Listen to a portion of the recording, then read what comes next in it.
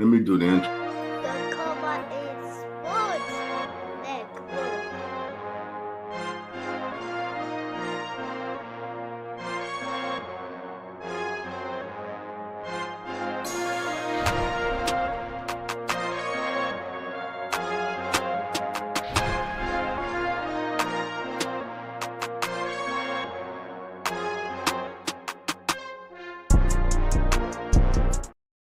NFL Nation, how you doing? Come on in. Welcome to Come On In NFL, presented by the Come On In Sports Network. And listen, baby, the family is in the building. We want to hear from you in the chat. How you feeling on this great Sunday? Hope everyone's having a great weekend. But look, we about to talk some football, some free agency. We're gonna discuss the moves that are happening. Who's the off-season winner so far in free agency? But we know the game is not played on paper. It's played on the field. But with that being said, family, I'm going to let my brothers introduce themselves. What's up, y'all? It's your boy Carlos Clayton, part of Uneducated Sports Talk, representing the Come On In Sports Network. Man, let's get it live. Y'all ready to rock and roll with it? Yeah, Lawrence Foster here. Come On In Sports, for and out on our website, TikTok as well. The true winners are everybody here at Come On In Sports. Welcome in, everybody.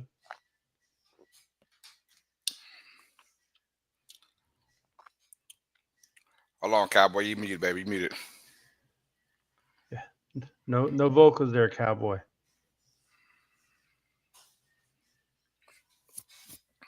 All right.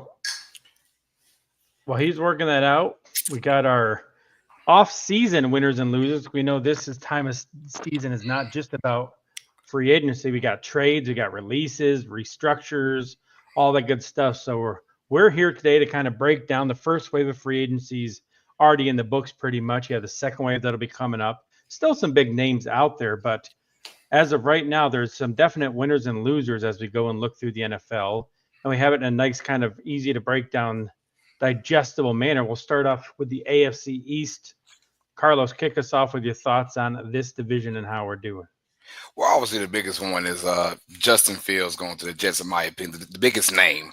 How about that? Not the biggest transaction, but the biggest name for sure, Justin Fields. Is he going to be that, I don't know, franchise changer? I don't know, but it's a big splash by New York. I mean, they had the Aaron Rodgers debacle, we could say that. But now putting your trust in the Justin Fields. Like 2 years, $40 million, I thought was right up today's alley for a guy like Fields, who's been a starter for most of his career outside of last year. So I do think that a big splash by them. But if I want to go with a particular team, I think if you want to talk about wins and losses, man, the Patriots, man. Patriots went out there, especially on the defensive side, which I thought was key for Mike Vrabel and company. You want to start on defense, get those guys together. I like what they did by getting Milton Williams in there. I like the big boys. And of course, offense. I like the fact that I believe in this draft they're going to go heavy offense, heavy offense, because they went with a lot of defense in the offseason to get them on point. Now you got to start somewhere, and I think now with the new regime of New England, they got to go crazy offense in this draft.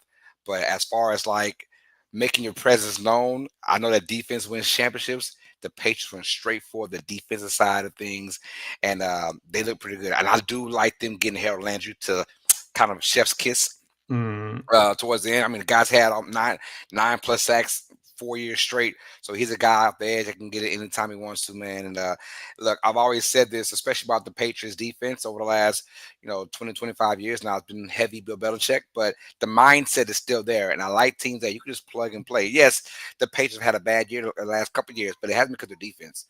It's because of just the inability to get guys on offense. Well, they want to keep that trend going, and then I believe they're gonna go ahead and say, you know what, in this draft, let's go crazy on offense and let's build it up. Year 1, year 2, year 3, we should be great with our success with the defense. So I do like the Patriots model for the offseason. Defense wins championships. And Cowboy, you want to play off anything Carlos said? Cowboy, still nothing from you, Cowboy, audio-wise. So I'll play off what Carlos said. Fields is the big name. He's a kind of grown up there at quarterback for the Jets after what they've had. He's been through the ringer. He's been through kind of the ups and downs already, even as a first round pick. But like you said, to me, my eyes go to the Patriots.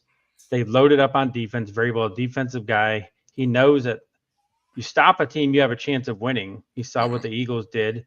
Milton Williams, Harold Lane, like you said, I like the Robert Spillane signing a lot. I think that he was a guy who was underrated, played with his hair on fire every single play.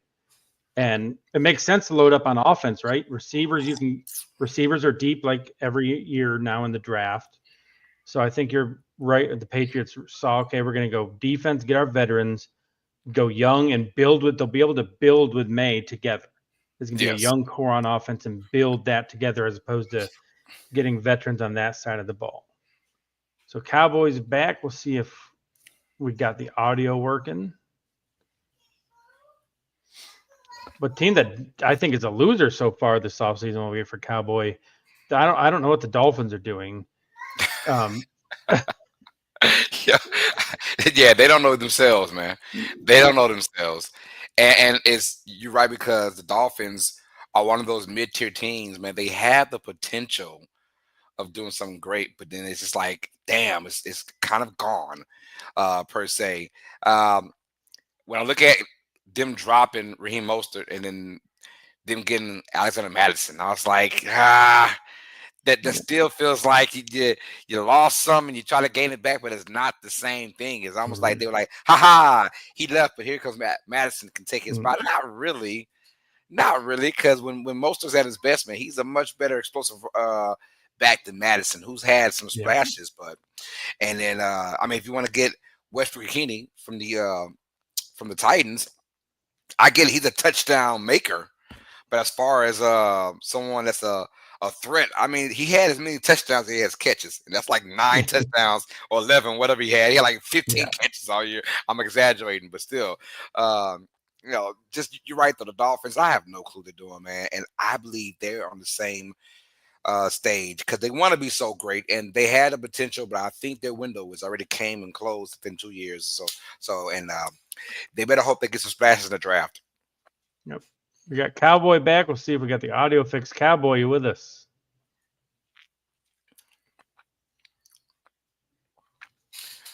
Still not. But I look at the defense for the Dolphins. Like their offense, as long as Tua stays healthy, they're going to put up points. They do.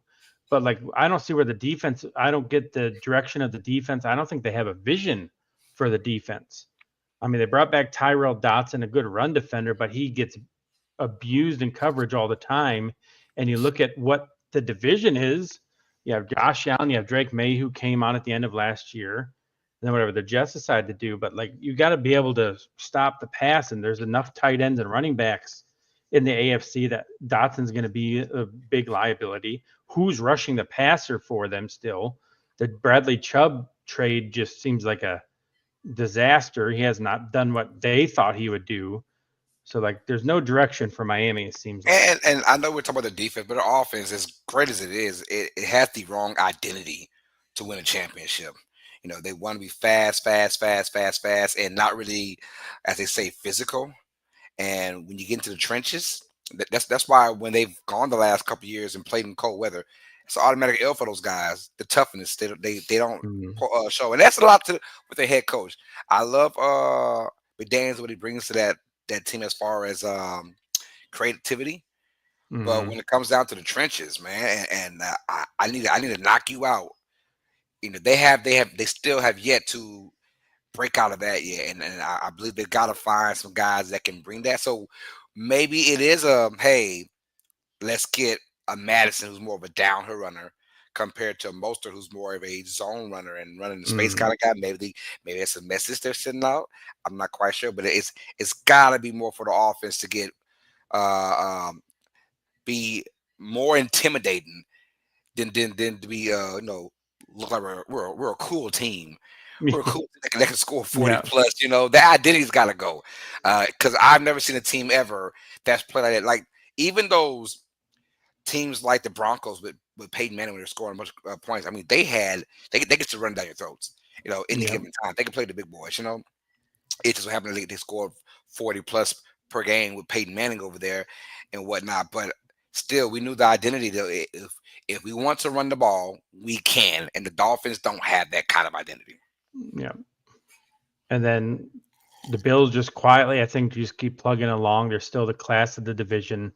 The biggest thing they've done this year is locked up their core pieces before they had to, and before they end up like Cincinnati, where they have to pay more than they would have if they have done it early. The Bills Right. with Josh Allen, Khalil Shakir, Greg Rousseau, and Terrell Bernard, they're four of their pillars moving forward, all signed extensions before free agency even started. The only thing that gives me pause is the two of their big D linemen that they signed, Hoyt and Ogunjobi, have the 6-game PED suspensions to start the year. They're like, oh, that's not ideal to have two of the pieces you planned on being key cogs missing the first third of the year. Mm-hmm. And we haven't even talked about the biggest one yet, which is obviously Josh Allen getting that 6-year extension, $330 million right there. I love that. I know everyone might say, oh, duh, they're supposed to. But no. At the end of the day, it shows you, hey, man, we are about business. We're about winning. We're trying to win something that gives us 6+ years with Josh Allen being your top 3 quarterback in the NFL right now, maybe top 2, top 1 in some people's minds. But that being said, he's the reigning MVP, and he gives you hope for the next 7, 8, 9 years for that franchise. I like the fact that they signed him. Whatever. We knew that was coming. But then, of course, like you said earlier, they just plug and play, man. You kept Shakir. I love the fact you kept Shakir. And then you get Josh Palmer, who I thought, man, he missed out on a few 100-yard games. It was just the fact that they either didn't really try to look for him in the pass game with Herbert in the new scheme for their head coach, their new head coach. But I like Josh Palmer going to the Bills, though. He adds a deep threat, and he adds someone that I think is going to play very well with Josh Allen. On top of that, I mean, getting Joey Bosa, although right now I think he's just a name right now, but maybe a new place for Bosa can get him his juices, grinding his new gears, whatever, and get him back on track. But honestly, for Bosa, it's been injuries. That's all it has been. When he's healthy, he's a beast, but it just can't stay healthy. So hopefully a new place, a new edge can get those guys going. But I'm loving what I'm seeing from this Bills team so far. It looks good.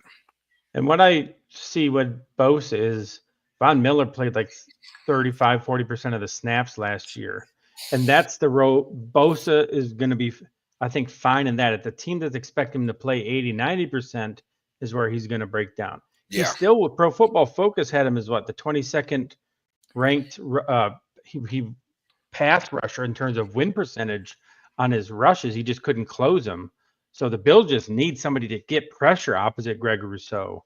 Mm-hmm. So those two working together, hopefully Ed Oliver has a bounce back here. But I think one clear loser in this division. I think the other 3 were kind of winners. So yeah, I agree. I agree wholeheartedly with you, man.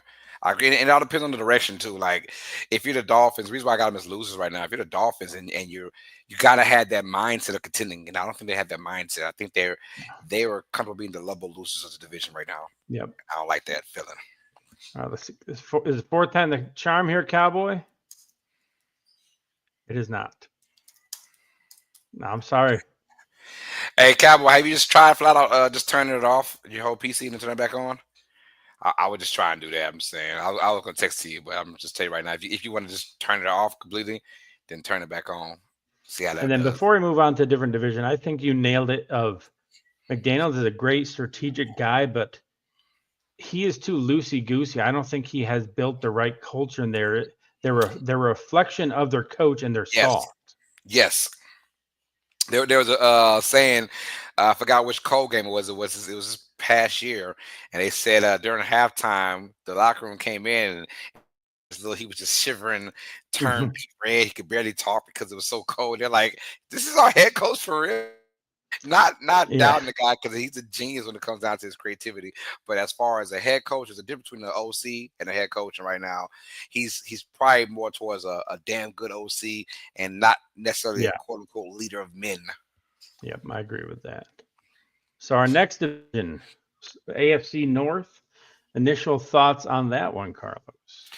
I'm gonna tell you right now. Look, I mean, albeit they don't have a quarterback yet, I like Pittsburgh, man. Pittsburgh's going full throttle, man. So obviously the DK Metcalf trade is the biggest one.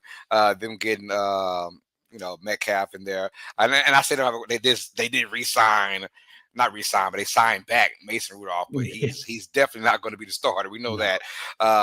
They're still working on maybe Aaron Rodgers, maybe Russell Wilson. We don't know. Both those guys are old and they deserve to take their time, I guess. So, but all in all, they got Kenneth Gainwell to mix in with Warren. I know they lost Najee Harris to the Chargers, which I thought was a big deal. But getting Kenneth Gainwell, albeit he's been sort of the guy behind Saquon and the guy that was part 3 in the 3-headed monster they had a couple years ago, I still think he has a lot of leg with him for this team, and they're probably gonna need him a lot. And he's played a lot of serious football, albeit the back of the Saquon, albeit just a plug and play kind of guy. But he's played a lot of good minutes, a lot of big time minutes for this Eagles team. Now he's going to Philadelphia, right across the border, whatever they say. And then of course them getting Darius Slay. I like it. I mean, Darius Slay. It was funny because 2 years ago I thought Darius Slay was done. He was done. And I thought he was like, yep, that's it for him. He was getting burnt like a nice crispy toast, man. But then this year, he looked the part again. And look, I do think it's a smart move by the Eagles to let him go, obviously. But it's a smart move by Pittsburgh as well to get him.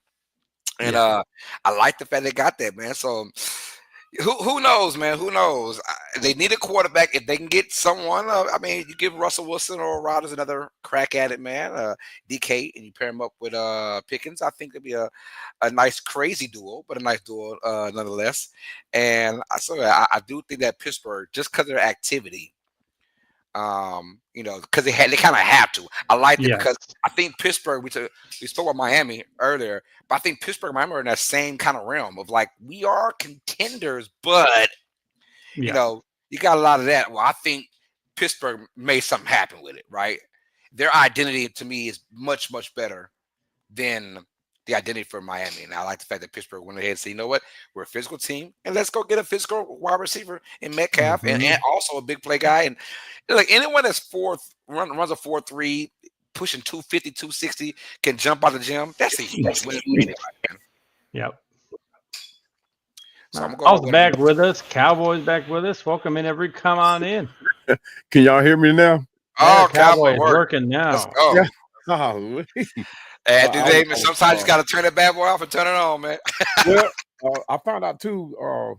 I was on my Chrome app, so I swiped back over to Microsoft, and hopefully this will work out better for me.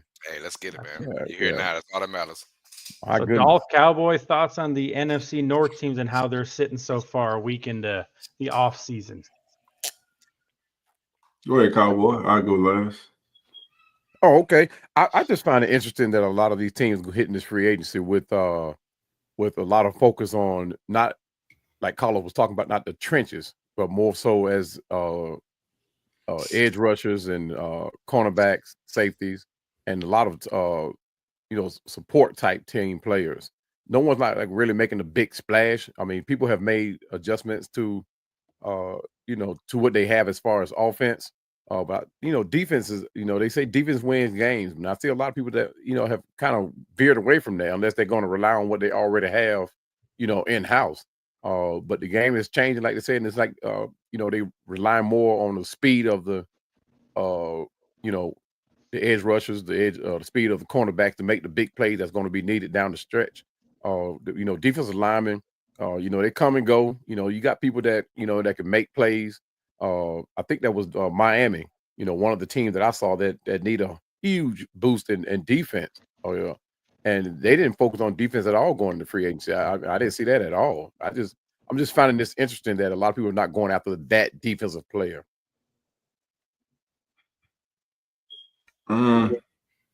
Just looking at this, man.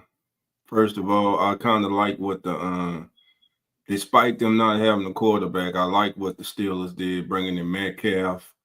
You got their Darius Slay coming in, Malik Harris, and kind of a different back in Kenneth Gainwell. He's kind of that utility back that they really haven't had. So I look at him. Of course, his years with the Eagles when out there he was very productive. I like that. They bring Mason Rudolph back from the Titans to be the backup. Well, right now, until they get a starter, I guess you can say Mason Rudolph is the starting quarterback for the Steelers.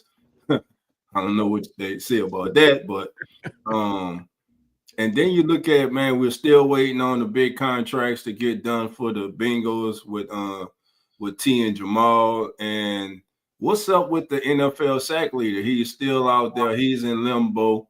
And from our reports this week, man, the Bengals and Mickey don't like him. Let me just say that because of what they're doing, Trey Hendrickson. The asking price is asinine what they're asking for. So they're kind of like almost, you can say, holding this guy hostage. Mm-hmm. This guy he's performed well over the contract that you gave him. He's led the NFL in sacks this past season, and hell, he has the most sacks in the NFL the last 2 seasons. That's more than Myles Garrett. That's more than Mason Crosby, Max Crosby, who just got big contracts. That's more than Michael Parsons, who's going to get a big contract. Trey Hendrickson is that dude. Yeah. 35 sacks. He was the most consistent player on that defense the last 2 years on the defense that we all know struggle mightily. So why you can't find the money to pay him, I understand. You got to get Chase done. You want to get Higgins done. But, man, there got to be some meeting ground. You can't just keep letting great and good players. This guy's in his prime. Yeah. He's in his prime right now. And from his standpoint, you got to look at it. This could possibly be his final big contract in the National Football League. He wanted to get paid last year. If you pay him last year, you're not here this year dealing with the situation you are. But they chose that. Now, we look at the Baltimore Ravens, who also today signed back for their backup quarterback, which I like, Cooper Rush. Cooper Rush is signed today to a 2-year, $12.2 million contract to be the backup quarterback to Lamar Jackson. Mm-hmm. DeAndre Hopkins, I love D-Hop, man, but I think his best days are behind him. If I was to put an over-under on touchdowns for D-Hop this season, over 5 or under 5, I'll say under 5. I had to go with the under. I agree. You know, he's in his time. He's a great receiver, but I just think he's lost a step. We know he never was that receiver with that blazing speed. He's a precise route runner. He creates space with his route running and his strength and his physicality. But him going to the Ravens, look, if he has anything left, that's a good match. But the thing is, come playoff time, right now we're beyond the Ravens with regular season. It's all about what they do in the playoffs. Yeah, for those wondering, like, why, like, if we're not talking about the Ravens enough, because this is this time of year the Ravens don't need free agency because they already had that team set in place. They're more about the draft. And same thing with the Browns. Name a top dog free agent that's gonna say, Cleveland. yeah, they know that. So their whole money is the draft. You know, let's go ahead and get Myles Garrett. Let's secure him because Garrett's on his way out until they say, oh, by the way, we'll give you $40 million. Oh, you don't say. Well, we'll stay then. You know, sometimes it is all about the money. Let's just keep that real. And I don't blame anyone for getting your paper. Get your paper, dog, no matter what it is. You know. So that's why we don't really talk about those two teams, the Ravens and the Browns. Ravens more for, you know, they got their squadron. They're a great team as it is. And the Browns, you know, no one free agency isn't their strong suit. How about that? Because of where they are. Right. And normally it isn't the Steelers' strong suit, but they really took strong action this year, which kind of goes against what they generally do. Like that big time trade for DK Metcalf, getting Darius Slay. You know, that's not really when you think of Pittsburgh, like what they traditionally do. Yeah, because what they do is not working. That's why. But then that's what I was going to say. I mean, like, yes, we all love Pittsburgh, and they've been this team for 30 plus years, and they're one of the winningest franchises ever. And Mike Tomlin's never had a losing season. I get all that, but what has it turned into? One Super Bowl appearance. You know, or was it 2 maybe, but 1 they won for sure. Only 1 Super Bowl they won. So I mean, yeah, I mean, you gotta go ahead and do something different. And I think Tomlin is finally realizing, man, I just can't keep going with the same old grinded out attitude, you know, and let's just get, you know, 9, 10 wins every year and you know and beat on the road and get smacked up. It's happened like last 6, 7 years now. Well, I mean, these who's guys haven't gonna won a be the playoff man game understanding, since Carlos? 2016. Yeah. That's Yeah. the question, guys. Who's going to be the man understanding? That will be the only reason that that DK Metcalf trade makes sense. You got to get a quarterback that can get him the ball. He's going to get open. You know, people think he's probably lost a step, but what we saw last season, he did not lose a step whatsoever. And I don't think Mason Rudolph, you know, being in that that quarterback room is going to make that difference for DK. They have to go get somebody to get him the ball. But I don't know what Tomlin is thinking over there because he's doing more appearances on podcasts these days than he is behind the camera and on the field. So I don't know what his thinking is. And that's why I hate social media getting involved with a game like the NFL football. You know, it kind of changes the game and interferes with it a little bit. But Mason Rudolph, I mean, I just don't know. You know, he's not that guy. The Steelers have to check that quarterback. DK Metcalf is an excellent pickup for them. And the only reason that's going to work is if Mason Rudolph is not the starting quarterback. Oh, he won't be. And Mike Tomlin, you are welcome on the Come On In Sports Network anytime. I don't give a damn. Anytime, brother, you can come on in. We can talk about how you change things up, dog, all day. But no, I agree. But I guarantee you, man, Rudolph will not be the starting quarterback. And of course, I think this year they're going to look for their quote unquote franchise quarterback. Although they had one in Kenny Pickett, they said, "We'll let that go." So they'll try again. Our franchise, man. He's not. I'm saying, but they had their attempt Yeah. a couple years ago to have their franchise quarterback. It didn't work That out. man won with Kenny Pickett as his starting quarterback. And that's what Cleveland has to figure out too, right? Like Watson had to have second reconstructive surgery on his leg after the initial one. They keep pouring money, like they keep extending his contract with dead years to help to mitigate the cap costs. What are they going to do under center? They had Russell Wilson in for a visit after they traded for Kenny Pickett. So they're obviously not even settled. And who knows what, I mean, if Russell went there to visit, so they could be a wild card and maybe they make a move nobody's expecting to get a quarterback. Because I didn't have Russell Wilson even visiting Cleveland on my bingo card this offseason.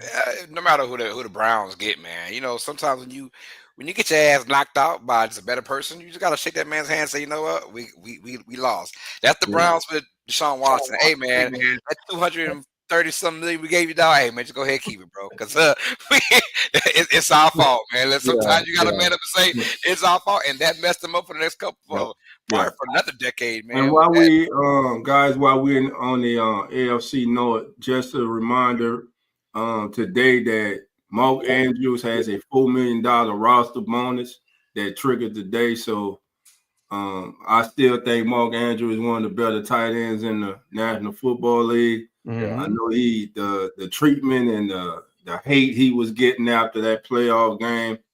No one felt as bad as that young man. I can guarantee you that. But Mark Andrews will be back with the Ravens, and again, Mark Andrews will be a welcome addition to many teams around the National Football League. Hey, would it be safe to ask the question, has Lamar Jackson run his course in Baltimore? I mean, he's still winning regular season games, but when it comes down to the playoffs, where it matters. I think the Ravens they're better with him than without him. Yeah. I mean, no matter what, you're not in this situation of going to the AFC Championship games or going close to it without Lamar. I mean, Lamar here. So yeah, and a lot of that's been on coaching. Yes, coaching has played a big time part. I think these coaches have really tried to blossom Lamar Jackson and make him the vocal point of the offense, when in reality, winning cures everything. Man, just win. We don't give a damn about, Trent Dilfer won for the Ravens. He didn't give a damn that he was the winning quarterback. No, we won the Super Bowl. That's all that matters, man. So I think if the coach staff it says Lamar, let's run the ball 45 times with Derrick Henry, and you can still be a winning Super Bowl quarterback. Okay, cool, coach. Yeah. But they want to make Lamar pass it 35 times in the playoff games. It drives me crazy. And so that's the thing is they run it all year. The fact that he's still selling gear, NFL gear. I mean, his jerseys are still flying off the shelf. But when I can say when Lamar will be all right. He's got a lot of money. Now it's about winning Super Bowls. That's it. Just win Super Bowls. You got MVPs. Win Super Bowls, man. Yeah. Yep. He was sacked. What? And that would surprise me too about the free agency or the question about the draft. They are not even talking about bringing up offensive linemen. He was sacked 23 times last year, and just in the playoffs alone. And you talking about, you couple that with 10 fumbles that he had, that can truly affect, the way a team goes when it comes to winning and losing, going into down the stretch. Mm-hmm. So I don't know. It's strange over there in Baltimore why they can't put together a team, even when they had Derrick Henry.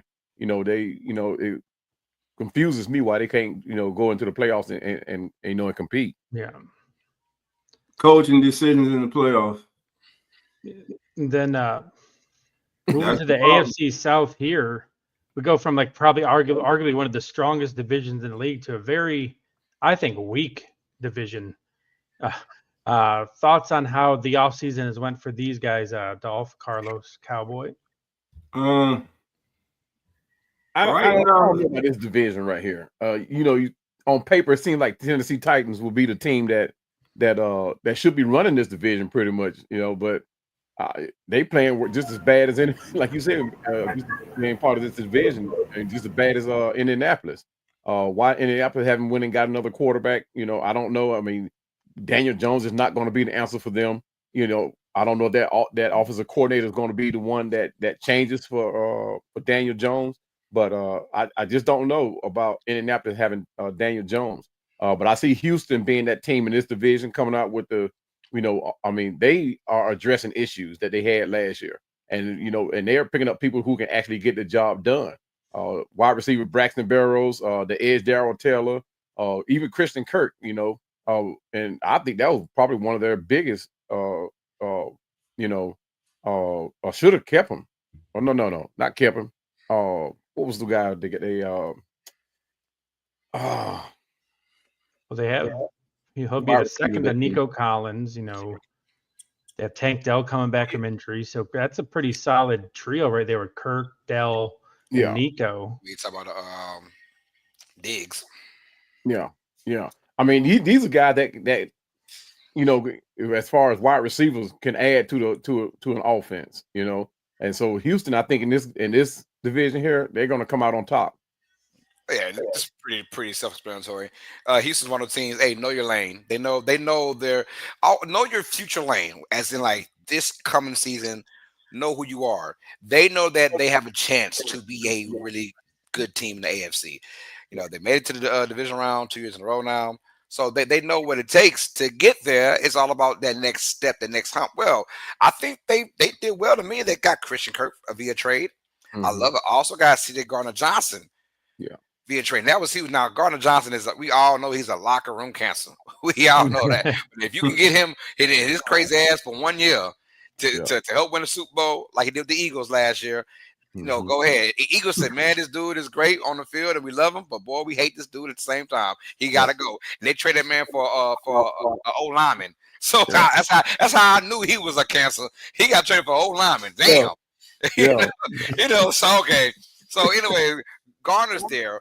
Who when healthy and when he's in his right mind, he could really help out that defense that doesn't need a lot of help. I mean, they're a really good defense as it is already, and a young defense. Christian Kirk's there, and Sheldon Rankins also coming in. He's going to be a factor for them. So I do like Sheldon Rankins being there. And this team knows we can make the next step, and even a guy like Braxton Berrios, returner, slot receiver, he can make a difference in that game as well. Especially if they don't have Stephon Diggs with them anymore. So I like Houston. Rest of these guys, it kind of like good luck in the draft. How about that? There are these teams that actually do know their place, and they know that We cannot compete with any of the top percenters in the AFC right now. But let's get better. So let's do some plug and play, guys, and let's get better via draft, get younger, get better, and that's how you work it. If you're the Jaguars coach in Texas. What's up, Jeremy? Welcome in. What's going on, fam? How we doing today? Doing good, Jeremy. How about you, my brother? Good. Sorry, a little late. Are you good, man? Good, you right on time, man. And to your point there, Carlos, that was that last part you were saying about people being better. I mean, the team getting better than the other teams in the division, which is why we look the way we look as far as the Falcons are concerned. We already know we can get better than the teams and the rest of the teams in the division. What's concerning is the other teams in the division are picking up very key pieces to keep them competitive. The Saints, the Panthers. I mean, both of them have picked up players that I'm like, okay, what are we doing? I've had a second look at what we are doing. Who was that? And I had already said that if the Saints go and pick up, what's your running back over at Arizona? The running back in Arizona. That's a good question. Connor? Scatterbo. Oh, Arizona State. Oh, yeah. Okay, you talking about college? Yeah. I mean, because that guy there is so severely underrated. But if any team in the NFC South picks that man up, we are done for as far as trying to stop the run, guys. I mean, that guy is another breed. He reminds me of he's played with Tampa Bay. Mike Allstott. Mike Allstott. Yes. He's a man. I enjoy watching that guy's highlights, man. I mean, I've seen them all and have watched them 2 or 3 times a piece, and hoping he does not come to the NFC South. I'm just hoping. If he does, he needs to come to the Falcons. Mike Allstott and Ward Dunn, my favorite duo back in the day. I used to love those 2 guys together, man. Jeez, that's before football was football back then. I used to love that. And going off what you were talking about with Houston, Carlos, they traded Laramie Tunsil. Their offensive line gave up a egregious number of sacks last year. Mm-hmm. There's reports coming out of Houston from beat writers there that the offensive line locker room was a cancer within the team. So I think that's part of when people were surprised at why they traded Tunsil. They're getting he wasn't part of the solution, right? They did that poorly even with him. He's getting up there in age. So I think you see D'Amico Ryans, we talked about culture a couple times, cycling people out that maybe aren't fitting in like you see in that locker room cancer, and just being like, all right, we need to get new blood in here. We didn't really work out last year anyway, and we still made it to the divisional round of the playoffs. So I think for them, the offensive line is a big target in the draft, especially a tackle, because they don't have anybody currently to replace what they lost in Laramie Tunsil. Does Daniel Jones going to the coach threaten the Texans' supremacy in the AFC South? Hell no. Nah. I think Daniel going to Indianapolis actually give them a chance to compete. Because it was clear that Daniel Jones didn't get along with the offensive coordinator over in New England. So that may have had something to do with did I say New England? Minnesota, New York. So it was clear that they didn't get along. So maybe that's why I was saying earlier that if he and this is the coordinator for the Colts, if they're able to coordinate, they actually might become competitive. Would I say to dethrone the Texans like Dolph said? No, that's no. But to be a better team and maybe get a wild card spot to Cowboys' point, yes, they could. I mean, Richardson was. I don't know what y'all say about Richardson. He's a headache to me. So just watching him play, I mean, sometimes you got to, But we knew that. They go to camp right now. I think Jones is on a camp. Honestly. We knew that when he was coming out, and everyone knew that kid was not ready to be thrown. Was not ready to be given the reins to a franchise. Right. He needed to sit behind a veteran and develop. They threw the kid out there. Now the kid is failing. Now this regime here, they want to move on from the kid. They say they're bringing in competition, but let's be clear, they're moving on from the kid. You're telling him, hey, you are not we don't believe that you're the guy for us. And listen, he did himself no favors by doing something that we never saw before. Right. When he kept Yeah. himself out the goddamn game. Now you the leader of a team. He lost half the team right there. But if I'm playing with you, man, you the damn quarterback. How you gonna come out the damn game? Despite what's going on. So and the person that not upsets me, but confuses me the most is in Jacksonville. Because is it the quarterback or is it the organization failing to put the necessary pieces around the quarterback in Jacksonville? Jeremy, I'll get your thoughts on that. I mean, I'm not a big Trevor Lawrence fan. I never really have been. I mean, I think Pearson was a good coach. I think it's on Trevor Lawrence. I mean, I think you've had good pieces there. You've had ETN. You've had you had Kirk at one point. I mean, I don't think it's a lack of having pieces around you. I think it's the lack of being a good quarterback. I think he's always been looked at to be a better quarterback than he is. I'll say this year didn't do many favors. Half his wide receiver core went down. Thankfully, Brian Thomas Jr. stepped up and did great for him. But I really, to me, I think at this point, it's a change in quarterback. I think they've held on to Trevor Lawrence too long.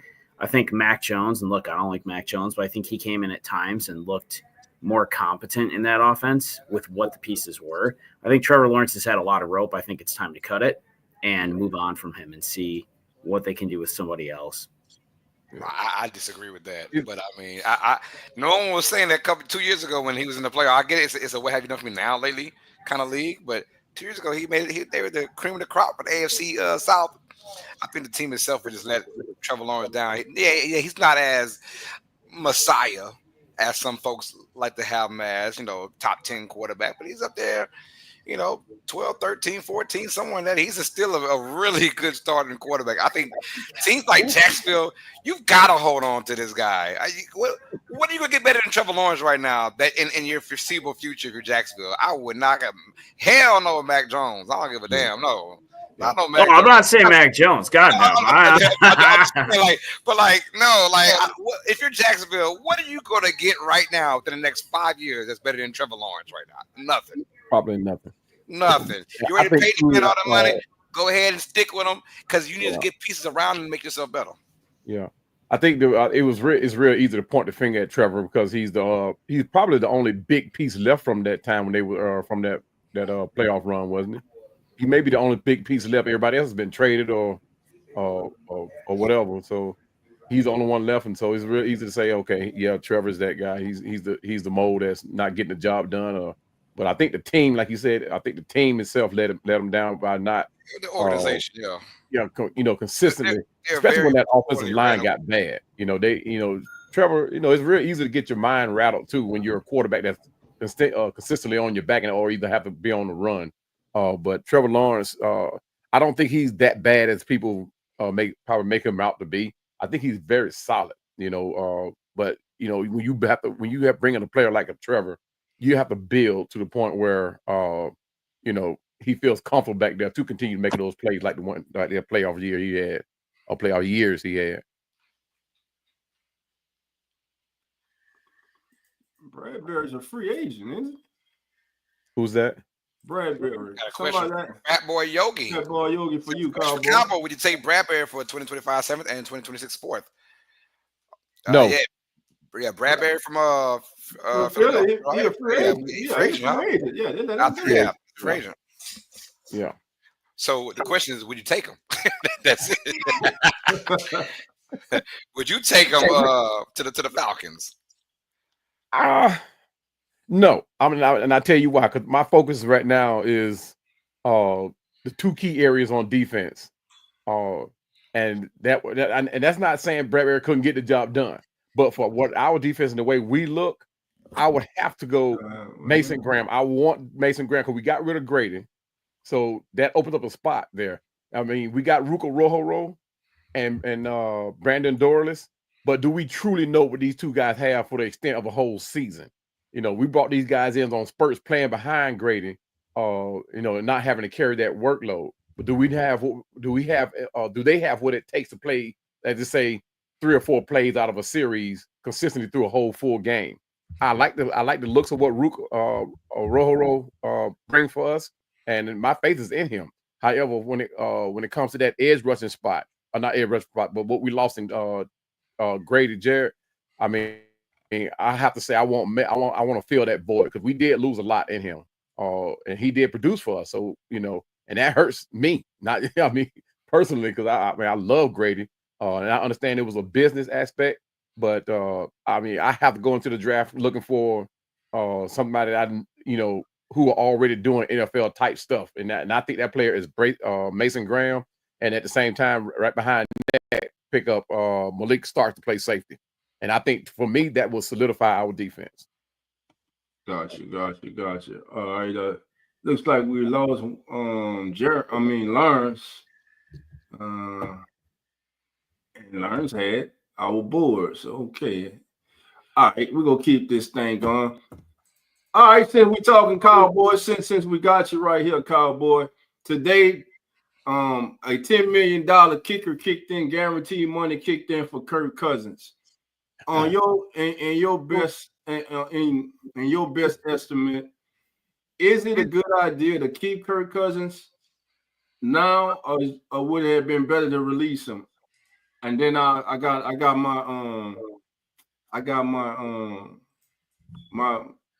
my thoughts on it. I think I know why they're keeping him, but I'll hear you. It makes all the sense in the world to keep him. And for two reasons for me. One, the major concern that I have is Caleb McGarry being at his backside. He's not 100% dependable. Hasn't been.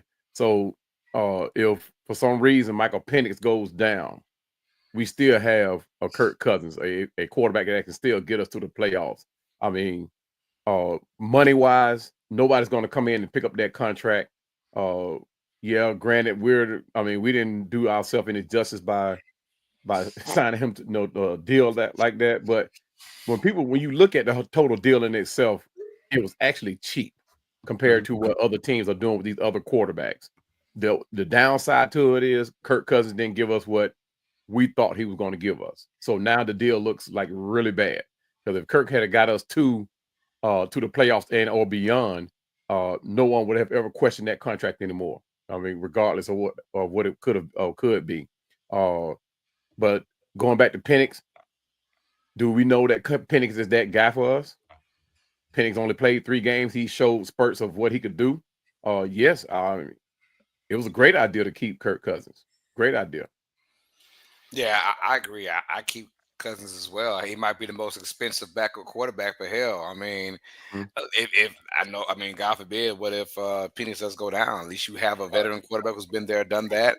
And Kirk Cousins, I like the fact now. Kirk Cousins, is he pissed off? Yeah, probably so. I mean, his feelings are probably hurt. His pride is probably crushed. But he's still making a lot of money. You know what I'm saying? He made a lot of money. At the end of the day, he can just cry his tears with all those $100 bills in his hands and. You know, there's nothing wrong with being the highest paid backup quarterback in NFL history, bro. So, and just the way today's NFL goes, man. I mean, like I said, knock on wood, but he might get another shot. If there's a barring injury to Penix, we hope not. No, for sure. So I like them keeping Kirk Cousins.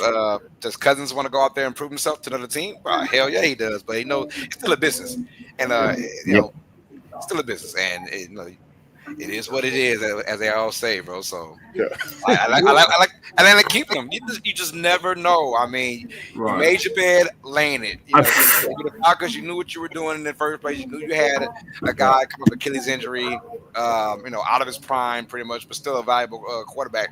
And he had some good. He wasn't flat out terrible. Right. But he did show some. He was terrible. And that's why they did put Penix over him at the end. But I would like to have Kirk Cousins to back up. It might be expensive, but like I said, but who wouldn't want him as backup? I mean, look at my team. I've talked about this how many times? We've had Kyle Allen and Mitch Trubisky as our backups. Like we go from Josh Allen to a Kyle Allen in the past or a Mitch Trubisky. That drop off is off a cliff. I mean, granted, yeah, $100 million you're in on Kirk Cousins at this point still. But one, you're not going to find any way to take that contract at this point. And two, yeah, I want a serviceable quarterback. Hell, if we went and got Daniel Jones as our backup, I wouldn't be upset. In fact, go get Trey Lance and get him on the cheap and put him in our system as a backup quarterback because he has a similar skill set to Josh Allen as it is, right? Yeah. Not the same arm, not the same build, but he's a mobile quarterback. Y'all will be that kills me. Y'all will be greatly disappointed. But I still believe in that kid. Y'all gonna be greatly disappointed. Don't do it. I mean, don't do it, Jeremy. Don't someone's trash is somebody's treasure. Look at Malik Willis. We talked about him before. I want to see Trey Lance given a real good opportunity. You know, see, I'm with Carlos on this one. I think the kid can still ball. Give him a real Trey Lance is just like Zach Wilson. Should have never been picked where he was. No one wanted Malik Willis either. Look what he did this year. Just saying. Won with 2 games for the Packers. Like 2 games? I think 3. He actually saved them and got them in the playoffs. I thought Willis was, he was. I thought, get him out of there. But no, it's about where you go. Again, it matters where you go. You know what I'm saying? It is. But sometimes you need to change the scenery. Well, I guess a third change of scenery might work for him because the first 2 ain't working. Look at Sam Darnold. He never got a fair shake in both those as well. You know, obviously injury.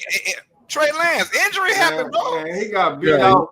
He never got a true shot. I'm with Carlos. Never got a shot. The injury happened, and your guy Brock Purdy had a great year. And there's no way, as a franchise, you can go back to Trey Lance. This is no way you can. 100%. Nothing. If Purdy did not make the playoffs, or he was one and done, they might go back to Trey Lance. But the man went all the way to the NFC Championship, and then he got hurt. He could have went to the Super Bowl with Purdy.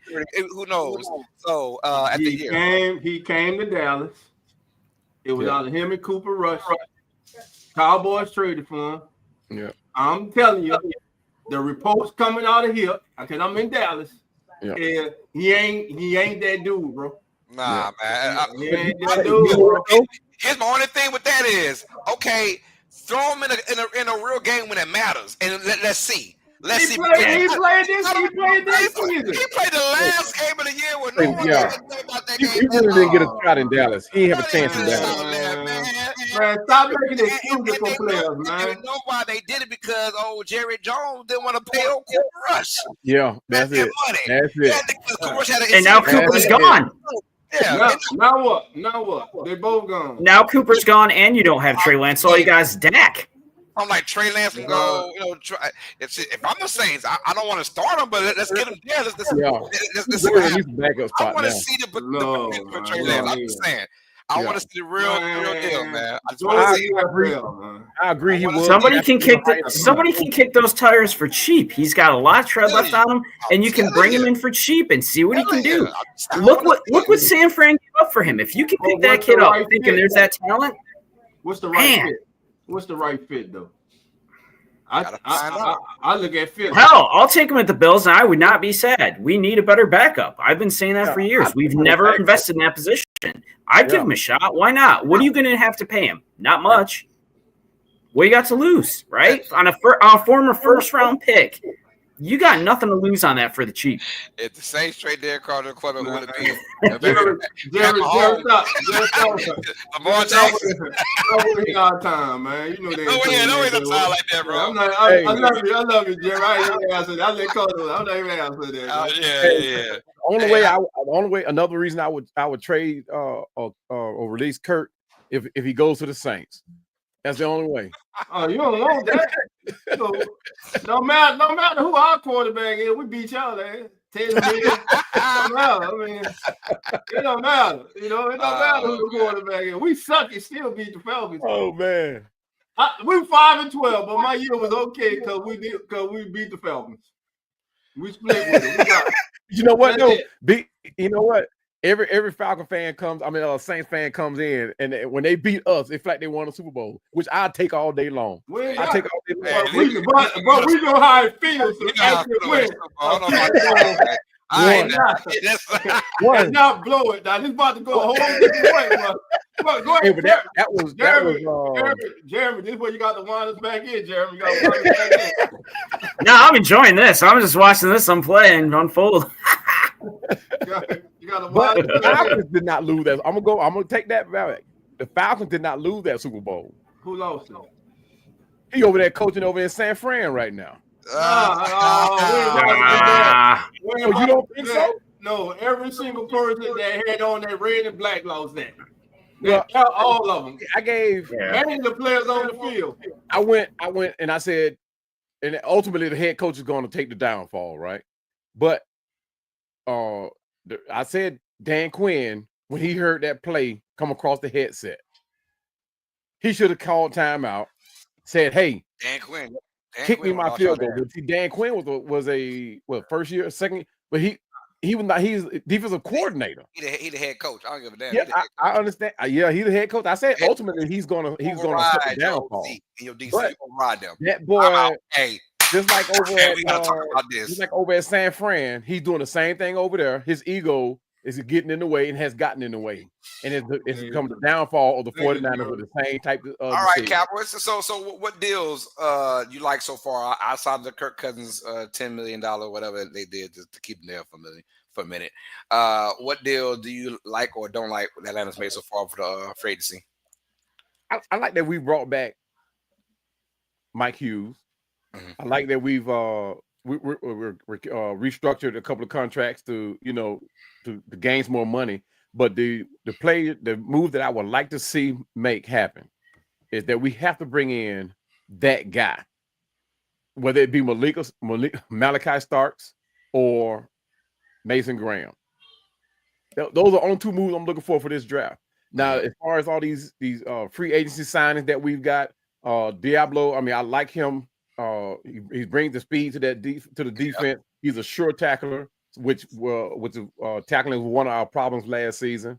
What's the other guy? Mike Hughes. No, Mike Hughes. He's already been there. It's good for y'all. But we have to shore up our trend. Morgan Fox. Yeah, and see, like none of these guys are not going to be that guy. See, and that's what Terry Fontenot is doing. He's filling the roster up with guys that are safe bets, and he hoped that something's going to come out of it. But he's not making that move. For us, the Atlanta Falcons, especially on defense, we have to find that guy, like Trey Hendrickson. Trey Hendrickson will set this defense off to the point where it'll be crazy, and you sign a Trey Hendrickson and then turn around and draft Malachi Starks. Come on, man. I mean, I like Mekhi Walker over at Georgia. I like Jalen Walker over at Georgia. I like all three of those guys. But at that safety spot is a true compliment to picking up a Trey Hendrickson. Okay. I love it. All right, Don, what about New Orleans Saints, our favorite team out here, man? What do you like, what you don't like about their offseason so far with free agency? What I like about the Saints offseason. Be nice now. Justin Reed was an absolutely splash signing that I didn't expect. I love that signing. He's going to bring that physicality to that secondary. Of course, he brings championship pedigree to that secondary. He's a Louisiana kid. He's happy to be back home. He's playing with Tyron again. I love the opening day of the of free agency, the trade for Devon Gacho, getting him from the Patriots for a 2026 7th-round pick. We know that the Saints seem to be switching to a 3-4 defense. You need that space eater, able to eat up blocks up front and get off blocks. He is that guy. He has been one of the top run defenders in the league the last several years. Then they re-signed Chase Young. I like it. A lot of people looked at the Saints re-signing Chase Young and were like, why? Let me just say this. You guys have heard me say this before. A lot of times we get caught up on the sexy stats. Sacks. How many sacks did he have? There are not a lot of, if you look at the NFL you can count on probably one or two hands, almost on two hands, the number of guys who have had double-digit sacks in the season. Yeah. Chase Young affected the quarterback last year. 5.5 sacks. He had 66 pressures. He's one of the top defenders in the league in putting pressure on the quarterback. And he's still only 25 years old. He has a chip on his shoulder despite signing his contract. After signing with the Saints, he made it clear that this is where he wanted to be. He loved how he was treated. He loved his teammates. He loved the city, him and his family, and he had no plans of going anywhere else. And evidently, the coaches looked at the film and decided, hey, Chase Young is someone we want to be part of this defense. Then they reached back in the time a season ago as they bring back Isaac Yadam on a 3-year, $9 million deal. We know when he filled in for Marshawn Lattimore for 8 games, he had 14 passes defense, 37 tackles. So they bring him back, and now a depleted secondary because Paulson Adebo signed with the New York Giants. Now you have a veteran in Isaac Yadam. You have Alante Taylor, and you have second-year corner Kool-Aid McKinstry. And I still look for the Saints to do something in the draft at cornerback. I don't think they're finished here. Maybe in the second round. I don't think they'll take a corner with the 9th pick in the draft. But Jawan Johnson coming back, I understand. He's frustrating. He's inconsistent. But then again, he was the number 1 tight end on the market ranked by NFL.com and PFF, and you re-signed him. They re-signed the veteran Dante Pettis to a 1-year deal, special teams. But, I mean, listen, Reed, Gotcha, it's changed, bringing back Isaac Yadam. Hey, let's just wait and see what Kellen Moore does, how he forms this team, and it's just I'm just on the wait and see thing, man. But with the moves that they made, I'm not upset with it. I have no problem with it right now, Carlos. I hear you. Yeah, I'm kind of on the fence too. Didn't know how I felt about the Chase Young pickup as well. I mean, the pickup, but the re-signing. But I like his pressures are enormous. I hate the fact that he just doesn't get to the quarterback, man. Like he doesn't finish the job. Every time I see him, he's just close but no cigar with the quarterback. Like, come on, man. But no, you're right though. His pressures is the reason why he's got that deal, though. Honestly. And as far as the acquisition for New Orleans, but isn't that what it takes, though, Carlos? Isn't that what it takes to get to that pressure? Because even if Chase does not get him, let's just say Chase does not get him, but he brought that pressure. Yeah, you got somebody else in that line that like Von who could possibly get the sack. That's just the issue. We had nobody else getting the sack. That's pretty much what the same predicament we in. Yeah. A quarterback can get out of that pressure and throw for first down. I've seen that a lot, too many times. On a different team, that's probably a sack by somebody else or by him. Yeah. But pressure does make a quarterback do some ill-advised things too. Oh yeah. But in today's NFL, when you're pressuring Kirk Cousins, it's different from pressuring anybody else. You can pressure all day. These guys are going to get out of that pressure. Yeah, mobile quarterback. Yeah, mobile quarterbacks. Yeah. You pressuring Kirk Cousins or someone like this, a standstill quarterback. That pressure. That's what I also like about Penix too, because Kirk Cousins took a lot of sacks last year that he could have gotten away had he had some wheels up under him. And that's what Penix brings. Penix is not going to he's not going to be another Michael Vick. Let's put it like that. But at the same time, he does have wheels up under him where he can get out of that that quote unquote pressure that we were talking about. Right. He's not going to sit there and just ball up and take a sack, which inadvertently helps us out a lot. And what I like about Penix too he doesn't overlook those short throws. Unlike Cousins who was trying to make the big play just about every play. Penix loves those little 8, 9, 10, 11 yard type throws that that can extend anybody's offense. Let me just say this: and we all heard this before. The most popular player on the team is the backup quarterback, especially a young quarterback. Penix came in, showed a little something, but guess what? You got a whole off season. Teams got film on you now. What you go do? You really don't know what you got. You think you know what you have in Penix, but you really don't know what you have in Penix. So to me, I believe that's one reason the Falcons are holding on to Kirk Cousins, but also I believe that they're holding on to Kirk Cousins. Let's say when the trade deadline comes and a team needs a quarterback, maybe a contender team. Hey, they call up the Falcons, and you know what's it gonna take for us to get Kirk Cousins? You bring in a veteran like Kirk Cousins, and you keep that ball rolling. But I don't think that. I understand Penix is going to be your starter. Young man got great potential, but we got to see it for a full season. Yeah, you know, we have to see it for a full season. I can't wait to see him. I mean, he is that guy. I actually wanted him to come in and start, to be honest. But Kirk Cousins was already here, and I think Kirk Cousins and people make. I mean, like I said, it was a stretch to believe that Kirk Cousins got petty after the pickup of Penix. But you talking about a guy who has a huge chip on his shoulder. You know, when he went to Minnesota, he did the same thing. When he went to Washington, he did the same thing. He had a chip on his shoulder. And in both organizations, he got into it with the administration. I mean, both administrations. So he came here and with the intentions of being that man here in Atlanta. And you go pick up a quarterback, first round, 8th pick.